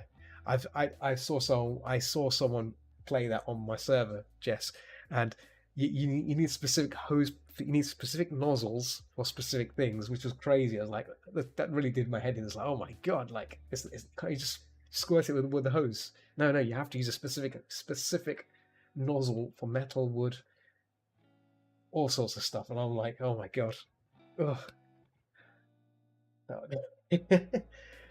I'm impatient. There's like, oh, no, yes. I mean, I guess I don't mind someone else watch. I don't mind watching someone else do it. But like if I did it myself, I'd be getting a bit agitated. Like, just want to freaking clean it, clean. What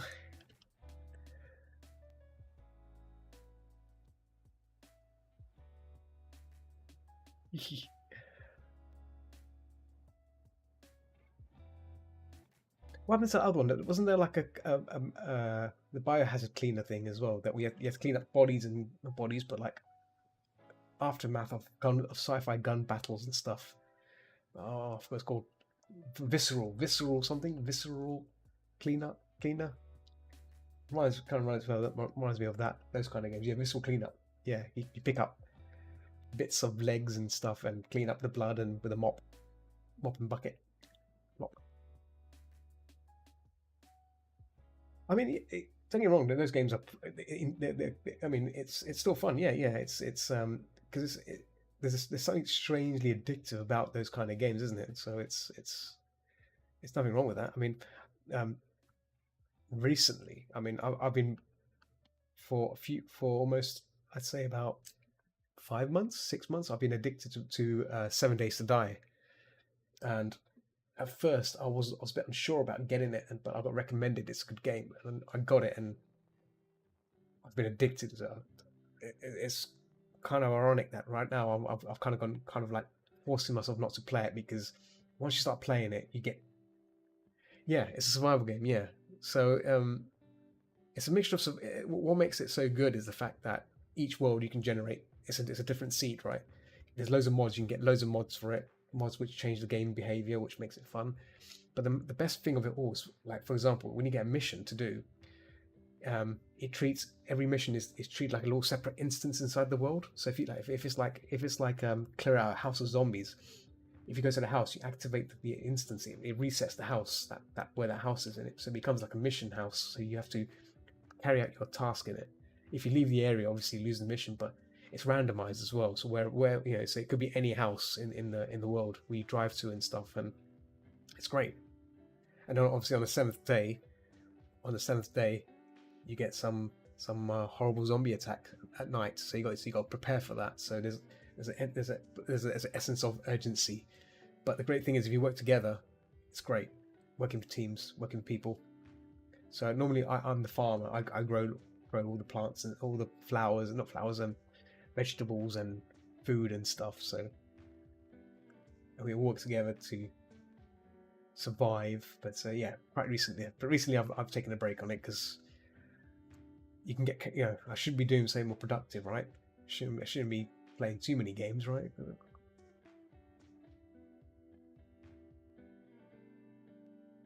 That's why I haven't been on VR chat either. Like normally I might stroll into VR chat now and then to see what's been happening, but like it's either VR chat or 7 Days to Die. Fire up 7 Days to Die. Whew. Smash that out. I think one time I spent. I think this was a few Fridays ago. A few Fridays, I logged into 7 Days. I logged into 7 Days around about 10 o'clock. Finished playing around about 5:30 in the morning. Got carried away. Just got carried away. Yeah, exactly. Well, part of me is thinking like, why am I doing this? But then I say to myself, don't worry, I can do it tomorrow. don't worry, there's always tomorrow. You know, it's Saturday, you can just work on it. And then Saturday, I'll just be sleeping like the rest of the day, and then wake up. And then do you know what happens? Do you know what happens when you wake up around about 3 o'clock in the morning, in the afternoon? You wake up, have a shower, you make a coffee, and you know what happens? You sit back down and you go straight back into 7 days. It's like you go, oh yeah, I need to grow these plots here. I need to like fix this area. I need to like go into this like, I need to like investigate those houses, that you know, the library, the abandoned library, and see what's in there and get some books, because books might have skills. It's crazy. Addicted, yeah. It just happens. I just get pulled into it, and then that's it. I'm gone. It's gone. Kaboom. But it's a great game. It's a great game. I mean, if you on Steam, you can see there's a lot of positive reviews. It's a really really even though it's been an alpha for a long time. It's been an alpha release for a long time, and it's got good reviews. So, yeah, it's pretty damn good. Let's go warm this up a bit. Got a bit cold here. There we go.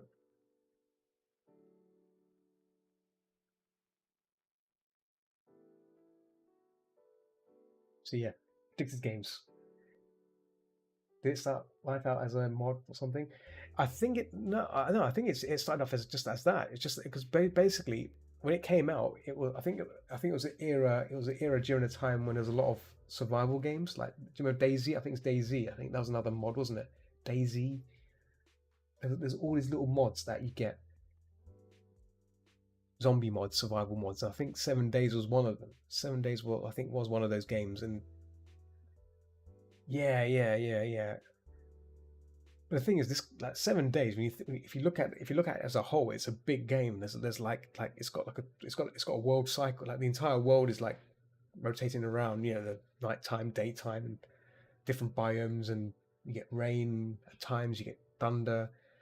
There's a lot of things that go on in the world, and it's crazy how this game works. You know, like you could plant things and it'll grow. Um, Crash vehicles all over the place. So kind of yeah, everything just is there, and it's just yeah, boggles the mind how such a game is created. But it looks, I think that's what makes it fun. I guess the whole point of it, you're stuck in this kind of environment. I guess like same with people that play Ark. Because Ark is a survival game, isn't it? Rust. Oh, Conan Exiles. I've seen someone play Conan Exiles. You can be a naked booby lady in that. Crazy. Days of Seven. Yes. Olive Tree. Yes. Hello. I see you were on a Picato and disappeared.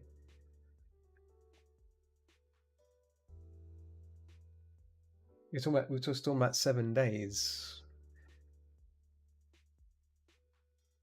Hey, I love naked ladies.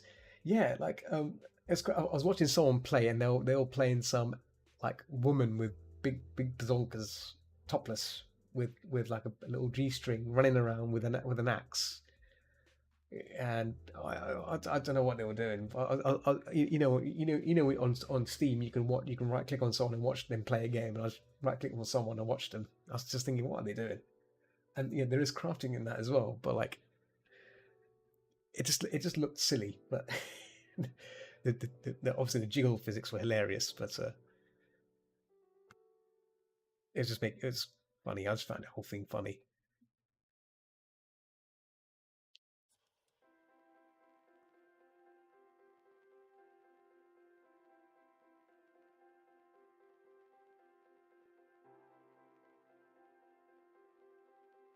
It's here, just getting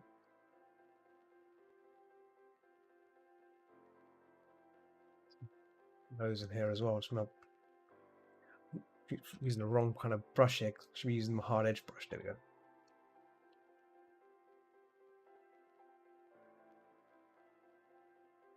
And this neck area should be green. Yeah. How is tree?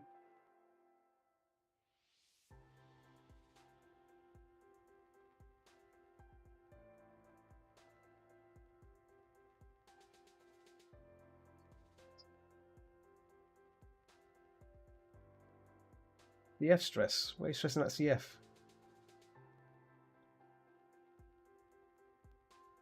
I'm just gonna wing it. I'm just taking the same stuff I take last year and well, whatever year it was, and just stand around and let just do it. It is getting closer. Yes, I need to start taking badge orders. I've not done any orders for badges yet. I need to start the Confuzzled badges. I was gonna I was gonna start a pre-order on it. I had some people asking me like, "You doing some pre-orders?" I'm like, I haven't announced it yet. I should probably do it this week. Get it done. Get it marketed. Get some badges out there. But yeah, I was thinking this year, maybe the last year, I may do dealing at Confuzzled. I think I was telling Jess that as well. I find it. I'm gonna start sticking with the online stuff. Is how you make your living? No, I don't. I don't make a living from it. Well, not this kind of art. It's mostly investment based.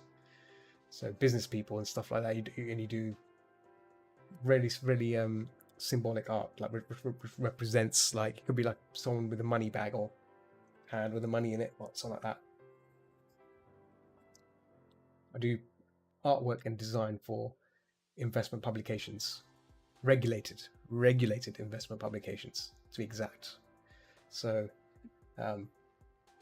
yeah, I did want to do illustrations at one point, but then I realized that it's one of those sort of environments that it's very tricky to make a living out of. If you need to pay a mortgage, it's not the way to. I wouldn't do it, and that's why I didn't I didn't do it.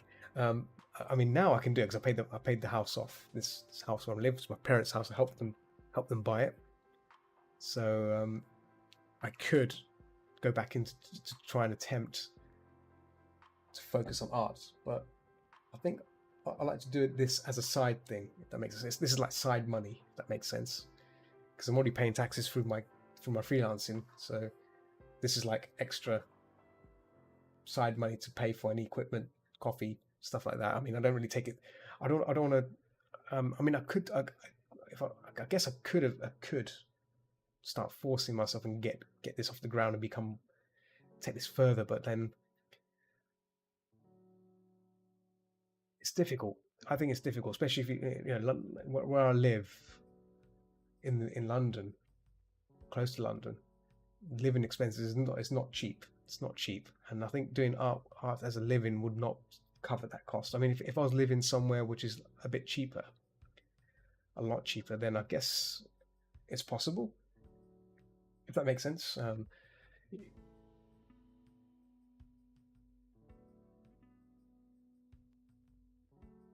It's one of them sort of things that I have to sometimes you have to sacrifice the idea of doing something because gotta have a plan B, and I think this became my plan B of focusing more on design, but having illustration as a bonus skill. And I think most publication places I've worked at, they have reasonably good creative folk, but they don't have people that have drawing skills or painting skills. So sometimes when they need to make a cover or something, most people that do these designs and stuff, they tend to hire. You got to pay an artist to make the cover, and the prices, the good ones, they charge $250 per illustration, but they're really fast. They really like caricature sort of stuff.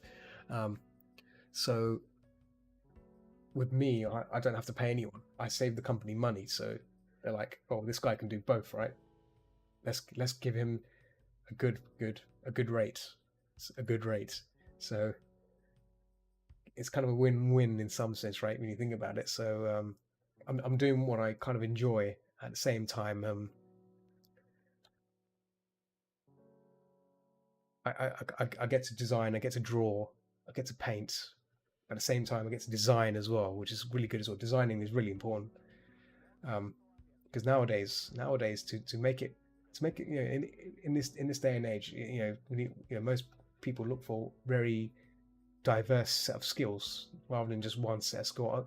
I remember when I used to apply for appointments, interviews, and they say, "Oh well, I see you like you're good at multiple things, but you're not. We were looking for someone that does more of this. That makes sense. Some companies only look for one particular kind of skill set, when really they should be looking for someone that doesn't that's dug into a lot of places. So that way, they makes you more experienced. So you know how to deal with other departments. But some people just only want to look for one particular kind of person. But then I realized like freelance is probably better for me because I can just do multiple things. And with freelancing, they always look for more people that should know more about other things. So like I mean, learning Blender will be a very advantageous, very good advantageous thing. Advantageous? Is that a word? Advantageous? That's a word. Because knowing more things is good. Knowing, especially in this day and age, a lot of, nowadays. Not if you look for creatives nowadays, they expect you to know not only creative stuff but technical stuff. You should know technical skills as well. Could be scripting, could be a bit of programming, could be to do with software, specific software, right? So it's not straightforward as it was before now. I think the industry keeps changing, well, especially in publications. Anyway, publications varies. Like one publication, Penguin, I think they just purely, even though the role is a creative person, it's more or less just a project manager. You're basically responsible for taking a book, and you got to make the cover, you got to design the cover and everything, but you got a choice of either doing it yourself or you hire someone with specific style, and you liaise with them, set up the budget, whatever, and whilst you're setting up the typography and everything for the cover, they're making the illustration to be put into the book, onto the cover, and stuff like that. So there's a lot of that. So you won't be just doing one book; you'll be doing multiple books. So you'll be looking after multiple projects. Um, it's fun. It can be fun if you like doing that sort of thing. But the problem I saw with that is obviously you can't do your own thing. You can't draw something whilst trying to maintain various projects. So where I'm working right now, everything's spaced out. I mean, there are some moments of crunch time, but that's fine. That can be delegated to other people. I can delegate bits of work out. So, been wrong there. Yeah. Sorry if I'm blabbling.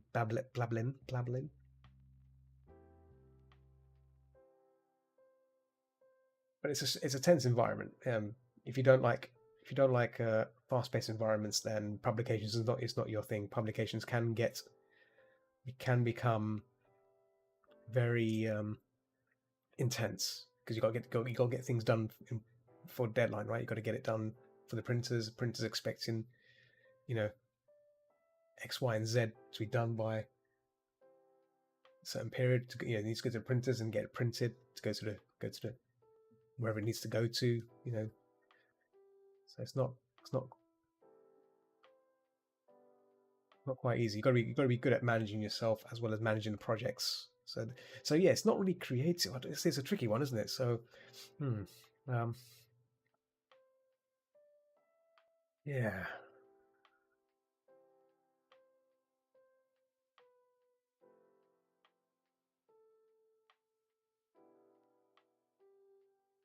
But yeah, I mean, it would have been nice. And I know some people in the fandom have reached that point where they're making a living from their art, and that's great. But here's a question. What are they going to do in 10 years' time? What if their fandom, their fan base reduces down to nothing? Like for example, what if their work, what doesn't improve? They are what they are for that period. See, with art, I find art you always got to evolve, right? You gotta evolve with the times. Otherwise, if you get left behind, no one's going to invest in you anymore, are they? They're gonna realize that, oh, it's that guy, it's that guy, it's that Zod guy. He just keeps drawing Pokemon things all the time. Gotta come up with new ways, new things. Gotta be innovative. Yeah, you gotta push the boundaries. You gotta really push yourself out there, right? And got me thinking, like, as an artist, if I'm trying to make a living out of it, I need to keep pushing these things. So the other thing is, where do I want to see my illustration work go? I mean, I did look into other, like, there have been some illustration jobs in the UK, which I was keen to try. Instruments, no, no. I only played the violin when I was in primary school. That was a very long time ago. Wasn't really good at it either. I had to give it back to school because obviously it's the school's property, not mine. But yeah, it was mine temporarily for the time being.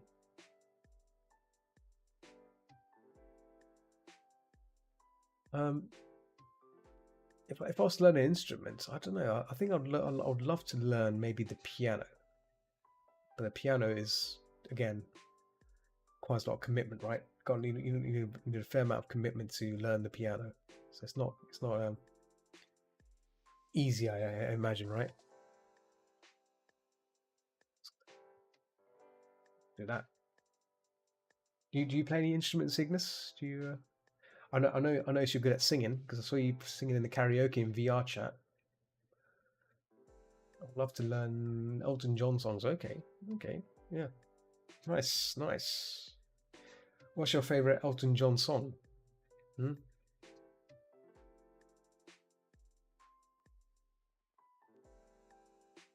Oh wow, wow, that's impressive. Very nice. Yeah.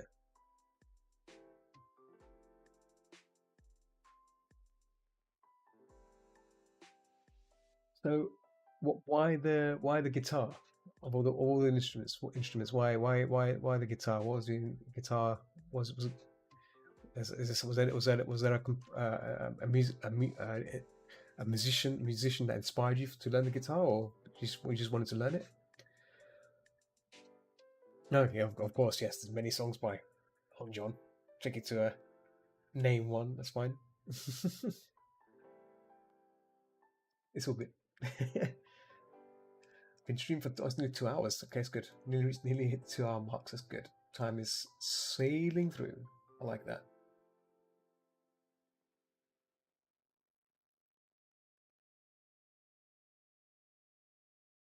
Sailing through time. Very good. I like it. Oh, that was that one. Yeah.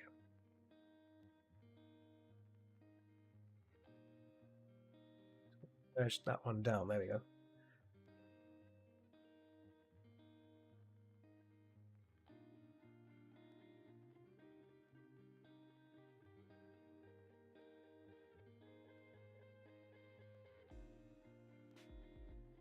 I've been mesmerized watching guitarists. Okay. You mean like okay, so not we're not talking like electric guitars, like ones like some like Brian May or some Dire Straits, Mark Knopfler. I don't think I've ever told you. I don't think you know that I've actually met Mark Knopfler. I met him. I think Jess might have been around for that. I think Jess might have been there. Yes, yes, yes. I think yeah, yes. That was one hell of a. Yeah, that was interesting. Right now, I'm listening to a lot of Marty Friedman. Okay, Friedman. Okay.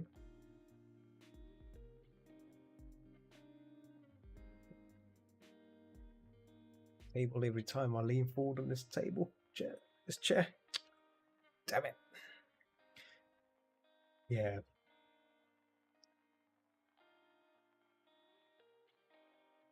Mm, mm, mm, mm, mm. I tell you what song I do like listening to from Dire Straits. It's I think it's called Illusion. No, Illusion. Right.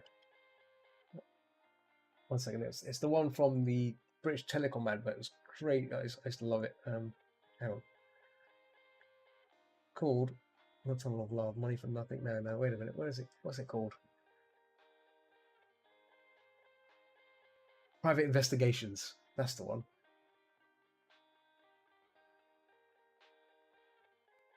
Yes, Private Investigations. That song, the end part, boom, boom, boom, boom, boom, and the piano part is really good. That boom, the ending part is so amazing. Dire Straits, Private Investigations. Check it out. Really, really good. You might like it. There's I don't think there's no lyrics in it. There's no lyrics. It's just guitar and piano. Very, very nice.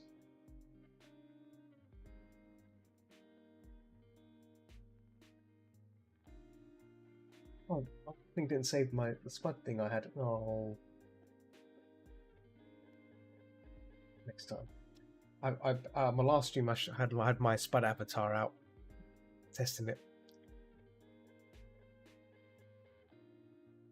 I was having a bit of fun time with that potato avatar. Showcase my potato workings.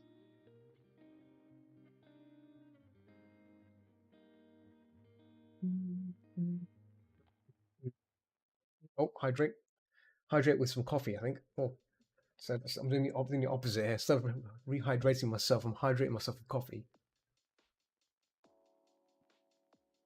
Oh, that's ooh, ooh. Some water with that as well. Wash down that coffee there. Ah, Colombian coffee, very nice.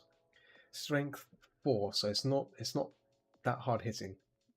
I was tempted to buy strength 1, but I think that'd be very dangerous because strength 1 would like knock me. I'll be like my eyes will be like really out of my sockets. That strong probably.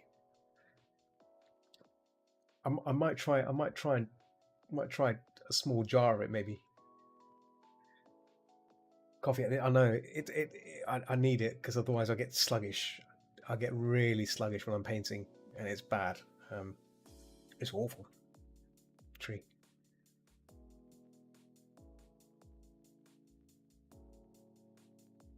How's Nunny? Is he all right? Tell him I said hello if he's looking about.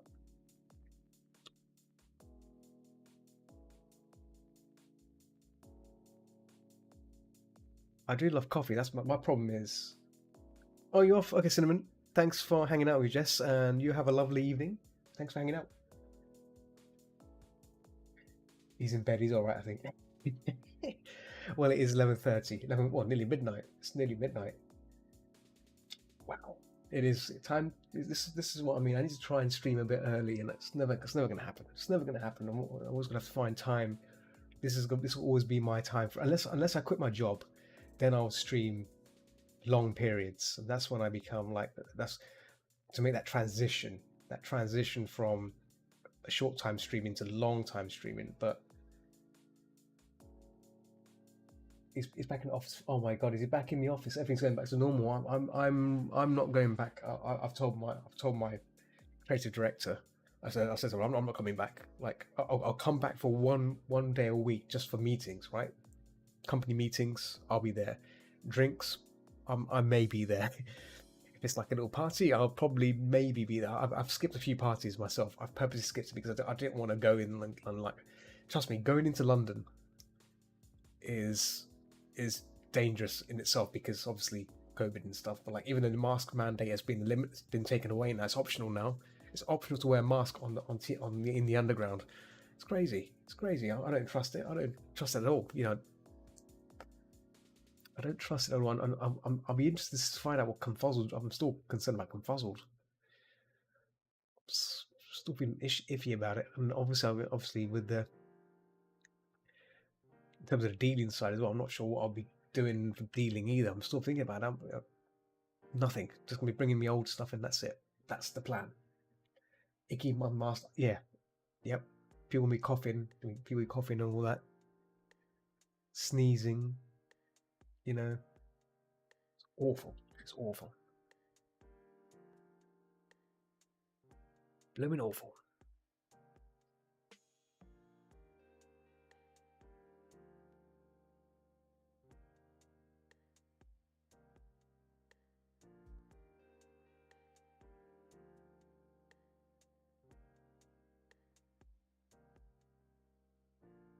So yeah, I need to sort out the Confuzzled slash badge pre-orders, which I said I was going to do last week and I didn't.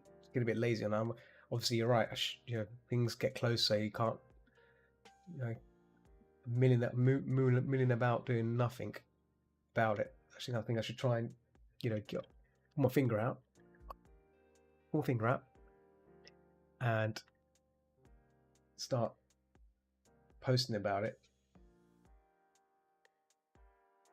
I think I don't know about you. I've been feeling a bit like what's the word? What's the right word? Like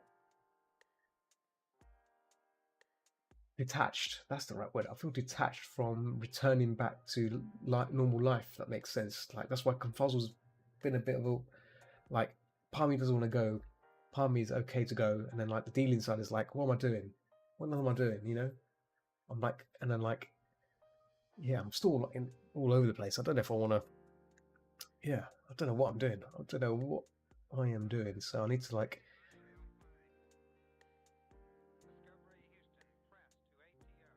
just been feeling a bit clueless about what I want to gain out of this convention now. This time around, do I want to?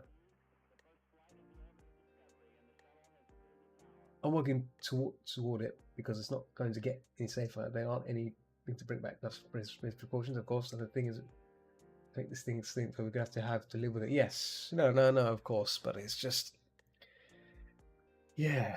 I think, yeah. I think it's because I've been so used to working from like normally when I used to work from home, before the COVID stuff and all this stuff, like I'd be going out as well. There is like that kind of like okay, I work like 5 days a week, but I'll be going out or maybe go out on a Thursday after work from here. I go into London to go for a coffee shop, but like so because I've been stuck indoors for like almost 2 years, like I find this is like my prison. I feel safe in this little box, if that makes sense.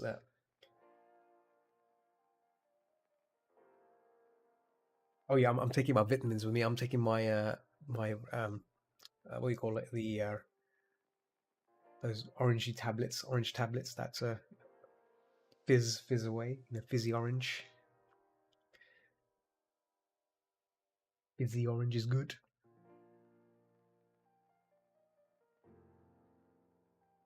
Vitamin D. Oh, it's multivitamin. It's multivitamin. It's the Everescent. Yeah, the Everescent. There you go. Everescent. Revive. These tablets. They come with all sorts of vitamins in it. It's got vitamin D. Oh, it doesn't have vitamin D. Hang on, wait a minute. It doesn't have vitamin D. Hello. It's got vitamin C, vitamin B1, vitamin B2, vitamin B6, vitamin B12, biotin. You need the D. Okay. What is vitamin D good for? What does vitamin D offer? I mean, I can probably get I can probably get one of those A to Z tablets, right? A to Z vitamin tablets that will.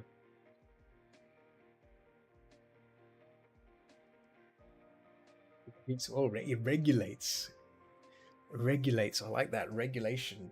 So you get like a bunch of little regulators that go inspectors that go inside your gut with a notepad, a clipboard and a pen.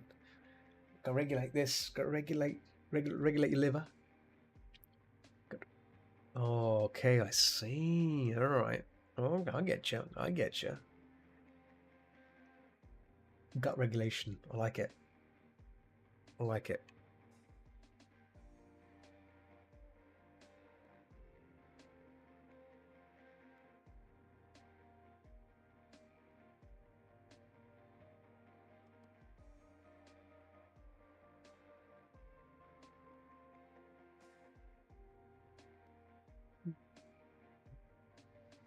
Yeah, your immune system's going nuts is one of the things that's caused. Okay.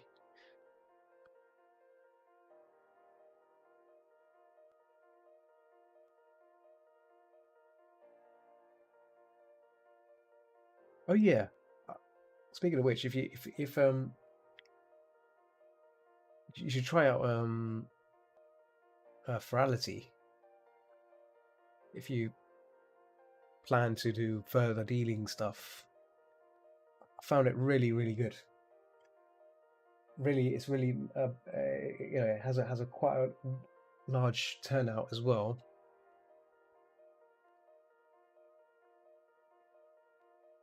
So yeah, that's another thing I was going to say. Like, it's a good convention, which is why it was for me. It was an eye opener in terms of you know wider interest versus, for me. I think I mentioned before, Confuzzle's always been like this kind of hit or miss, because like the kind of people like that enjoy my stuff are not as wide.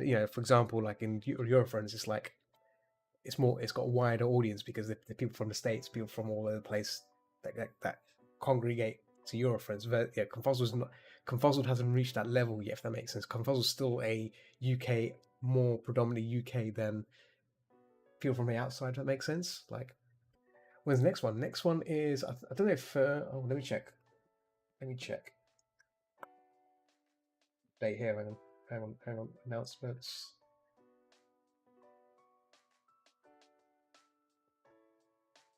I don't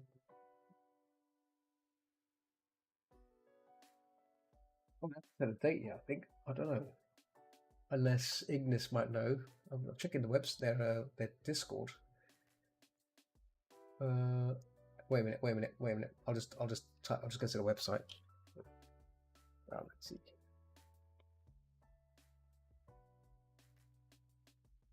I haven't said the dates. It's 2022, so it'll probably be in June, or probably somewhere in June. It'll be a weekend VR session.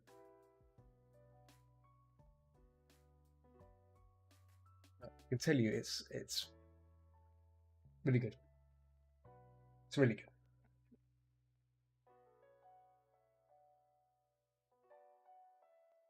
Yeah, I mean, all you need to do is make a panel. You just put your stuff on there, and then that's it. If you want, especially for your 3D stuff, if you're not for your 3D skills, or if you want to do illustration, and I mean, the best thing about it all is getting your name out there. That's the most important thing, right? You want to get your name out there so people see your stuff, and they will visit your website or FA or whatever. Now, for me, I got more coverage on there than Confuzzled's online thing, and more interest. Right, that's the stuff I do.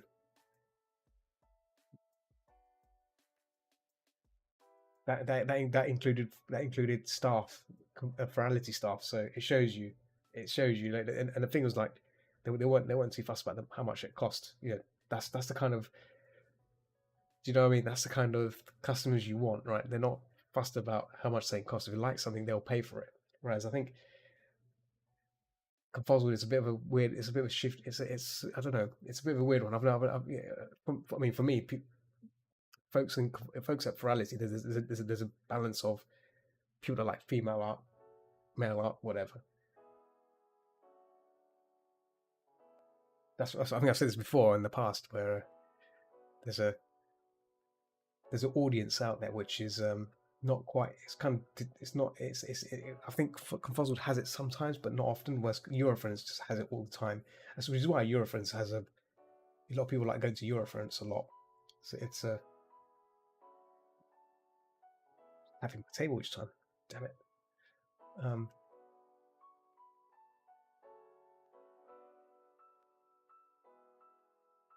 Mind you, I've not been to Berlin yet, so I mean, it's grown a lot now, so probably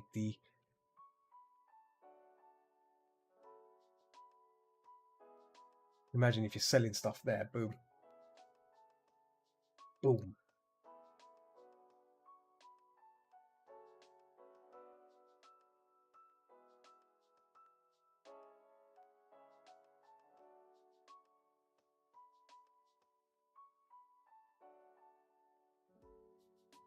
Ignis, if you're still there, have you been to any fair cons? Have you ever been to any fair conventions? I don't know if you've never asked you that. And if you've been to any cons, which ones you enjoyed? Have you been to like BLFC or FC or MFF, Anthrocon. Oh, it's quite a lot of them nowadays. There's loads of conventions out there.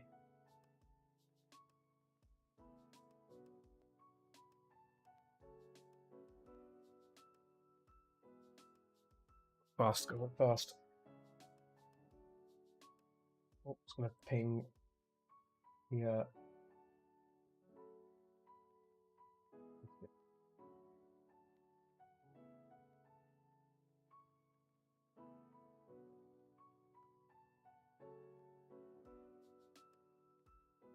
I think Ignis might be away. I think he's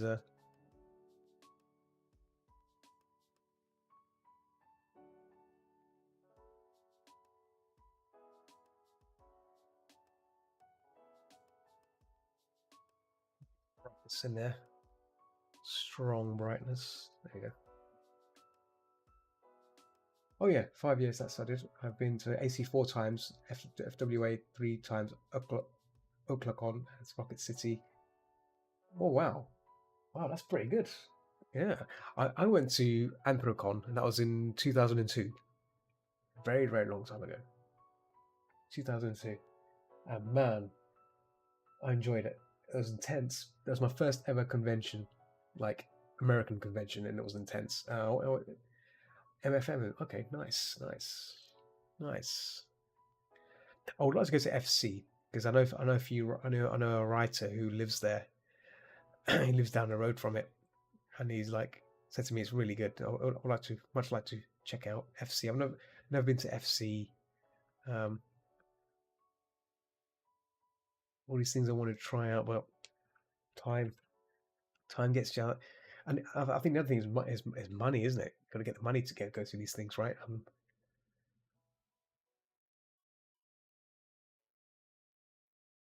Got to splash the cash.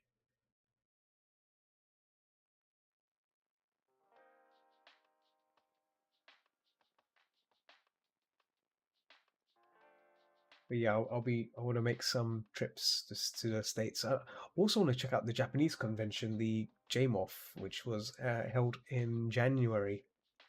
Um, so London Fairs, who I'm staff of, we invited the chairman of JMOF, Japan Meeting of Fairies, to our online meet. We interviewed the chairman, and very nice guy, and he kindly said that if we ever do turn up, he will show us around. Like show us like give us a Japanese show us the best places to have like food and drink sake and stuff. I'm like, I'm there, I'm there. Um, but I'm not sure what's the plan. What the plan this day? If it does happen, if anyone wants to perhaps make that trip, you know, to Japan, probably see me there, getting fat on katsu chicken katsu curry and sake, or sushi and ramen, just eating loads of it, blimp out on it, just eat everything, gobble everything up. Tasty katsu. I've not had this Saturday. This Saturday, I'm making the effort to have some katsu curry. I don't care.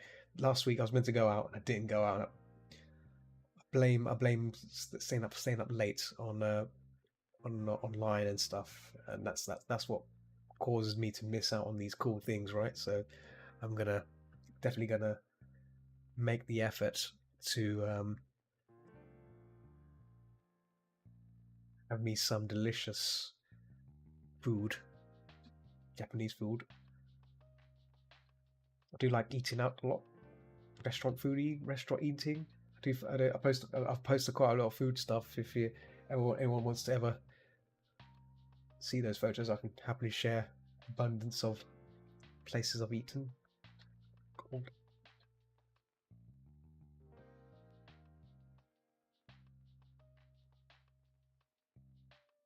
Mind you, I've had the urge to have Italian food in a while, so I may indulge in Italian food, but we'll see. We'll see what happens on Saturday.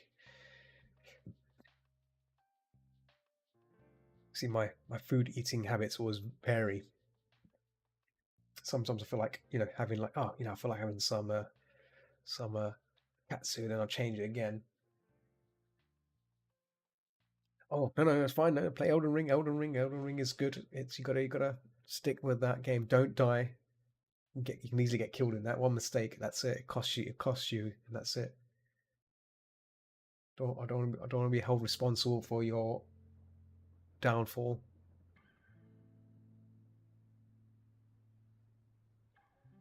Say if you, oh yeah, Ignis, if you ever want to stream your game, you can stream it on my server if you wanna. You know, you can stream it on my server. You can always, we can always, I can always watch you. Right? Hmm. I've seen people, like, people that do drop by and they stream their game. I sometimes watch. Gives me a reason not to play any games. That way, it makes me feel more productive, so I can get more work done whilst watching somebody else or eat peanuts. I've been last time I was watching someone play 7 Days to Die, and I was eating peanuts, monkey peanuts. So I was nibbling them away, nibbling at those peanuts, and watching. It's much better to watch people play a game than to do yourself. Really important activities, yeah, it's very important. Tree, oh my god, that was delicious. Peanuts, I do. I've been addicted to eating monkey peanuts as of late. I don't know why. It's just starting to like, can't help myself. I just cannot help myself. It's like just gobble it up. Very tasty, very tasty.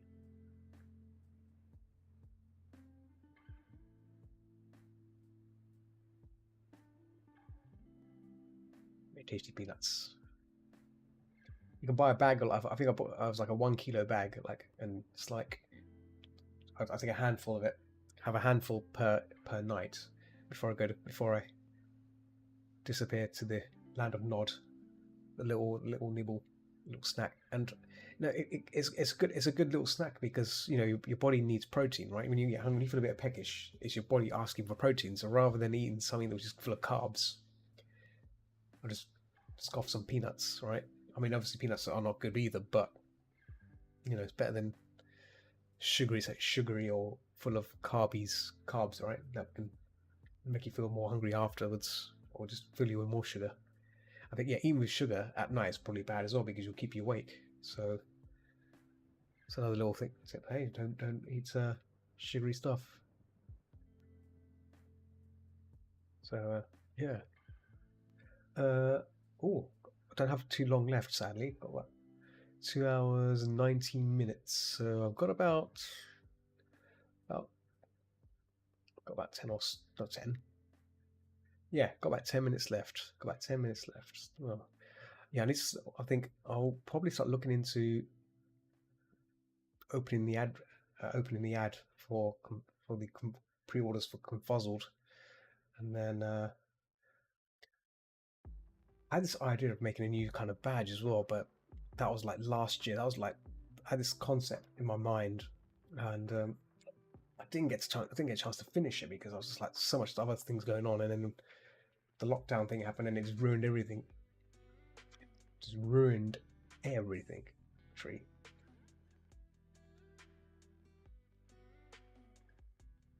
Unbelievable. Unbelievable. Unbelievable.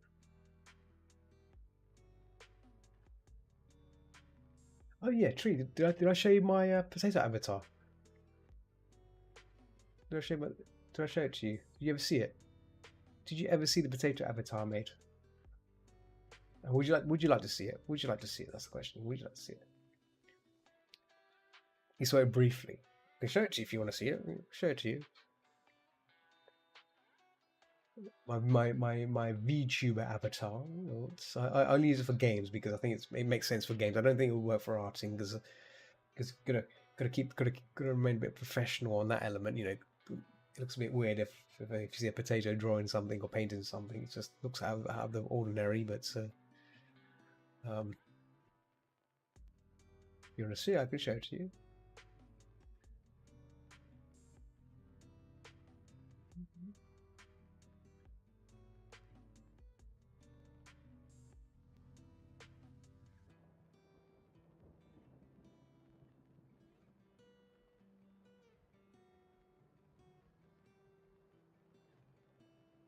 Probably hide this line layer with the shape. Yeah, like that. There we go.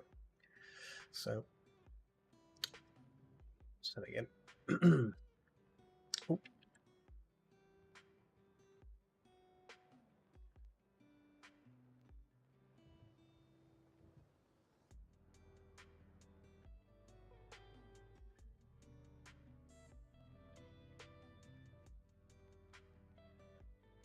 there.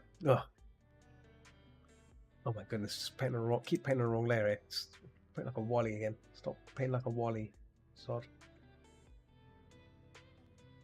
Yeah, see, ends up in the wrong layer. It's not good. Right.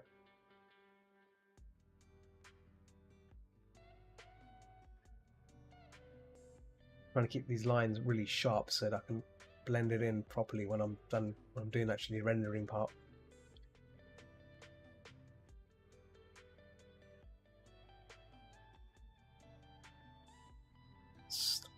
Yeah, it's good.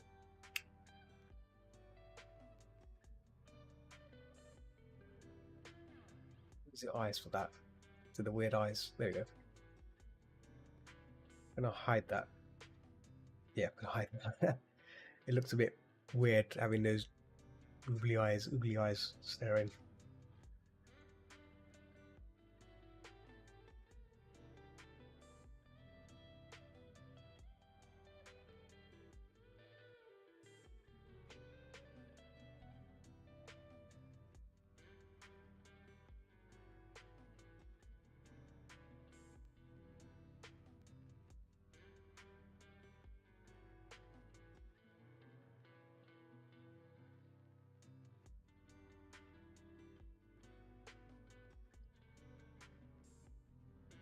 Might be better if it's all purple like that, and then that'd be.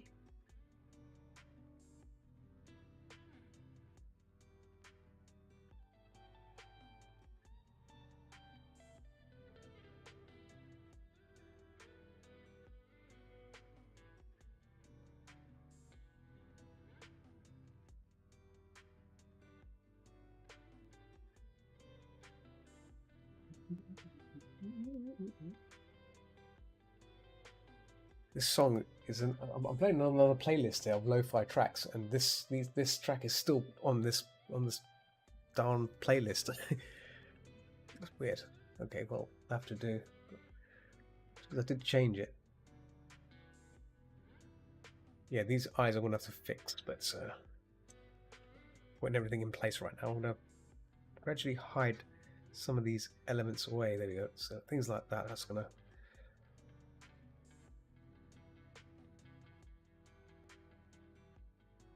up here. So what I'm going to work on more is the pause, because the pause I've kind of neglected there, and the elbow and everything here as well. I think that's part of that. Yes, that is part of that. So it's good.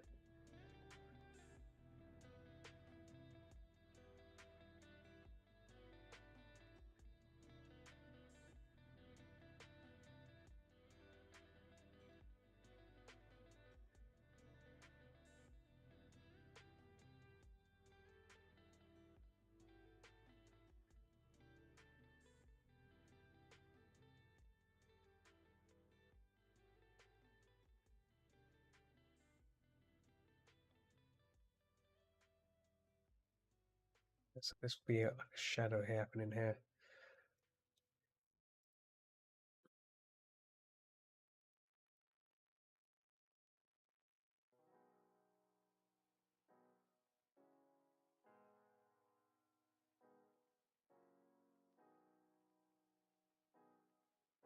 So Tree, I gave Ignis a link to the TV show Nightmare, the playlist. I don't know if I linked you the playlist, full playlist that I normally play on Picato um, when I'm doing my not safe work stuff, because Nightmare is a great little background show to play in the back, show to play there whilst I'm working on stuff. So yeah, it's a great show for its time in the UK with its spooky elements and ghouls and stuff and orcs and stuff that goblins, sorry, not orcs, goblins that lurk around the dungeon, giving those pesky little kids kids that play it little fright.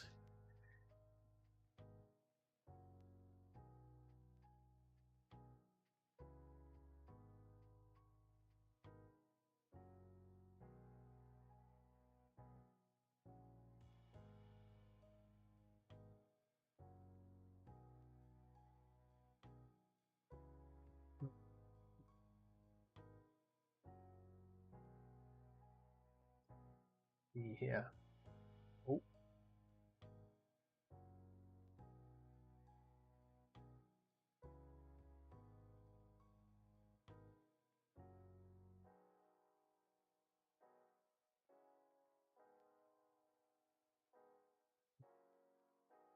Hmm. So I've got a user watching me called Casino. Thanks. I assume they're bots. These are we've got some sneaky bots sneaking in. Those little sneaky bots.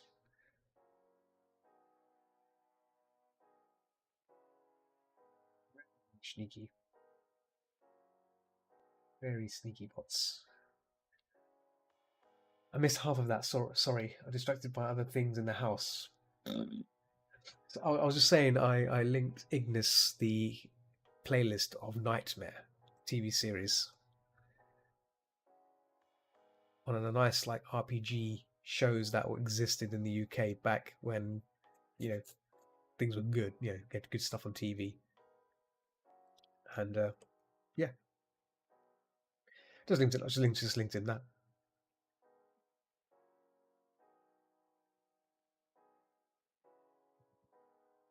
But yeah,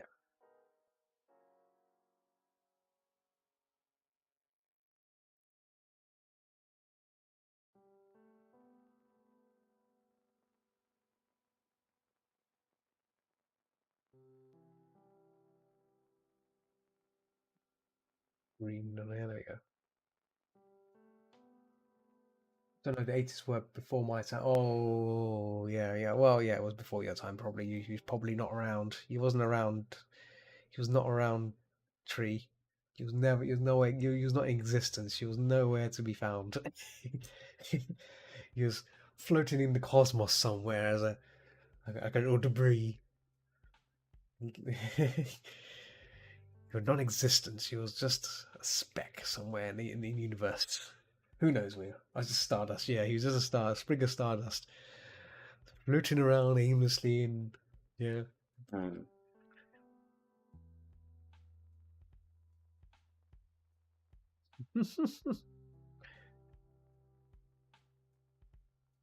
I'm surprised. I'll link you the episodes of Nightmare as well in that case because it's pretty fun to watch. I think it is pretty fun to watch. I'm also reaching the end of my session. This I can probably wrap it up by. Oh yeah. See, I'll do it right now since I'm reached that point. Let me just zoom out again. I need to work on the feet on this. So let me stop. Let me pause the record. Let me stop the recording here. Stop. 2 hours 12 minutes. Not bad. So um, we're kind of blocking it in. So I'm kind of getting there. The cat, cat stuff takes a while. It's the patterns and stuff I need to get fast on, but it's good. Let me see. Where is Sprigato? 2, Sprigato 3. Good. I can work on this next week. That's nice. That's saved. Good. Right. Let me share you guys the night. Oh, I've already shared it with Ignis, but I'll share it with you. I think that's the one. Yes, it is. Here you go. Send it to you on Discord. There you go.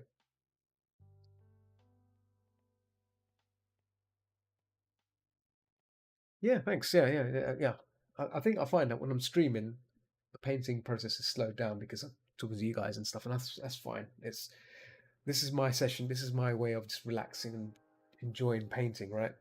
I don't. And there's no way I can work fast and get things done. If I'm working on a badge, which if it's going to happen anyway, if I do get any orders, I'm going to work. I will work.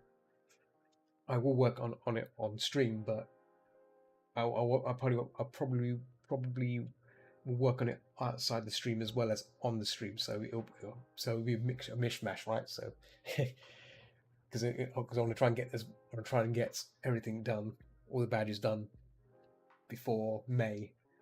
That's the plan anyway. I'll probably will take it if it does come down to it. Just take 5 orders, 5 badges, just to be realistic on timing. Because obviously, when I make badges, I need to send for people to check it and so forth, and all that goes back and forth.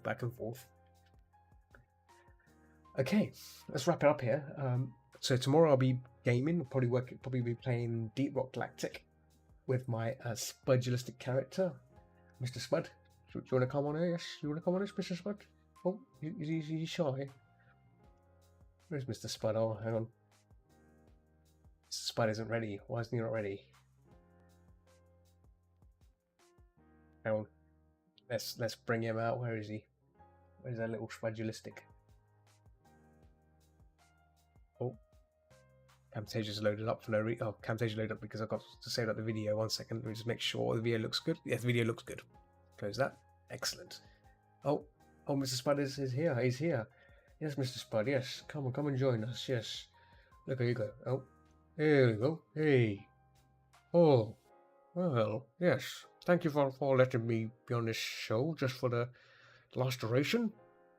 Yes, hello. Yes, welcome. You'll see me tomorrow on some Deep Rock Galactic. Yes, tasty Deep Rock Galactic. I need to fix my mouth because I'm constantly talking with my mouth open, so need to fix that. Yes, factor's on. Yes, factor's on. Yes, there you go. See, yeah, he's gone away now. Yes. It's a really cool program. If you're linked to it, free, I can send it over to you if nobody wants to do it. I mean, you can pop them through. You can make it. It only uses 2 images, or 4 images. One for mouth open, one closed, and then one with mouth open, eyes closed. So it's a really cool program. If you want a copy of it, I can send it to you. Yep. Cool. Right. Let's end it here. It's been a great session as always. I'll say my token exit line. Keep watching the skies. Keep watching the skies. And I will see you people tomorrow for Deep Rock Galactic. Rock and stone. Rock and stone. Not sure if we used to presently, but okay, that's okay. Well, thanks for joining me, guys, and hope you have a lovely day. I'm going to jump back on my Discord and I'll loiter there for a bit before I disappear into the night. So until then, see you guys later. See you tomorrow. Bye.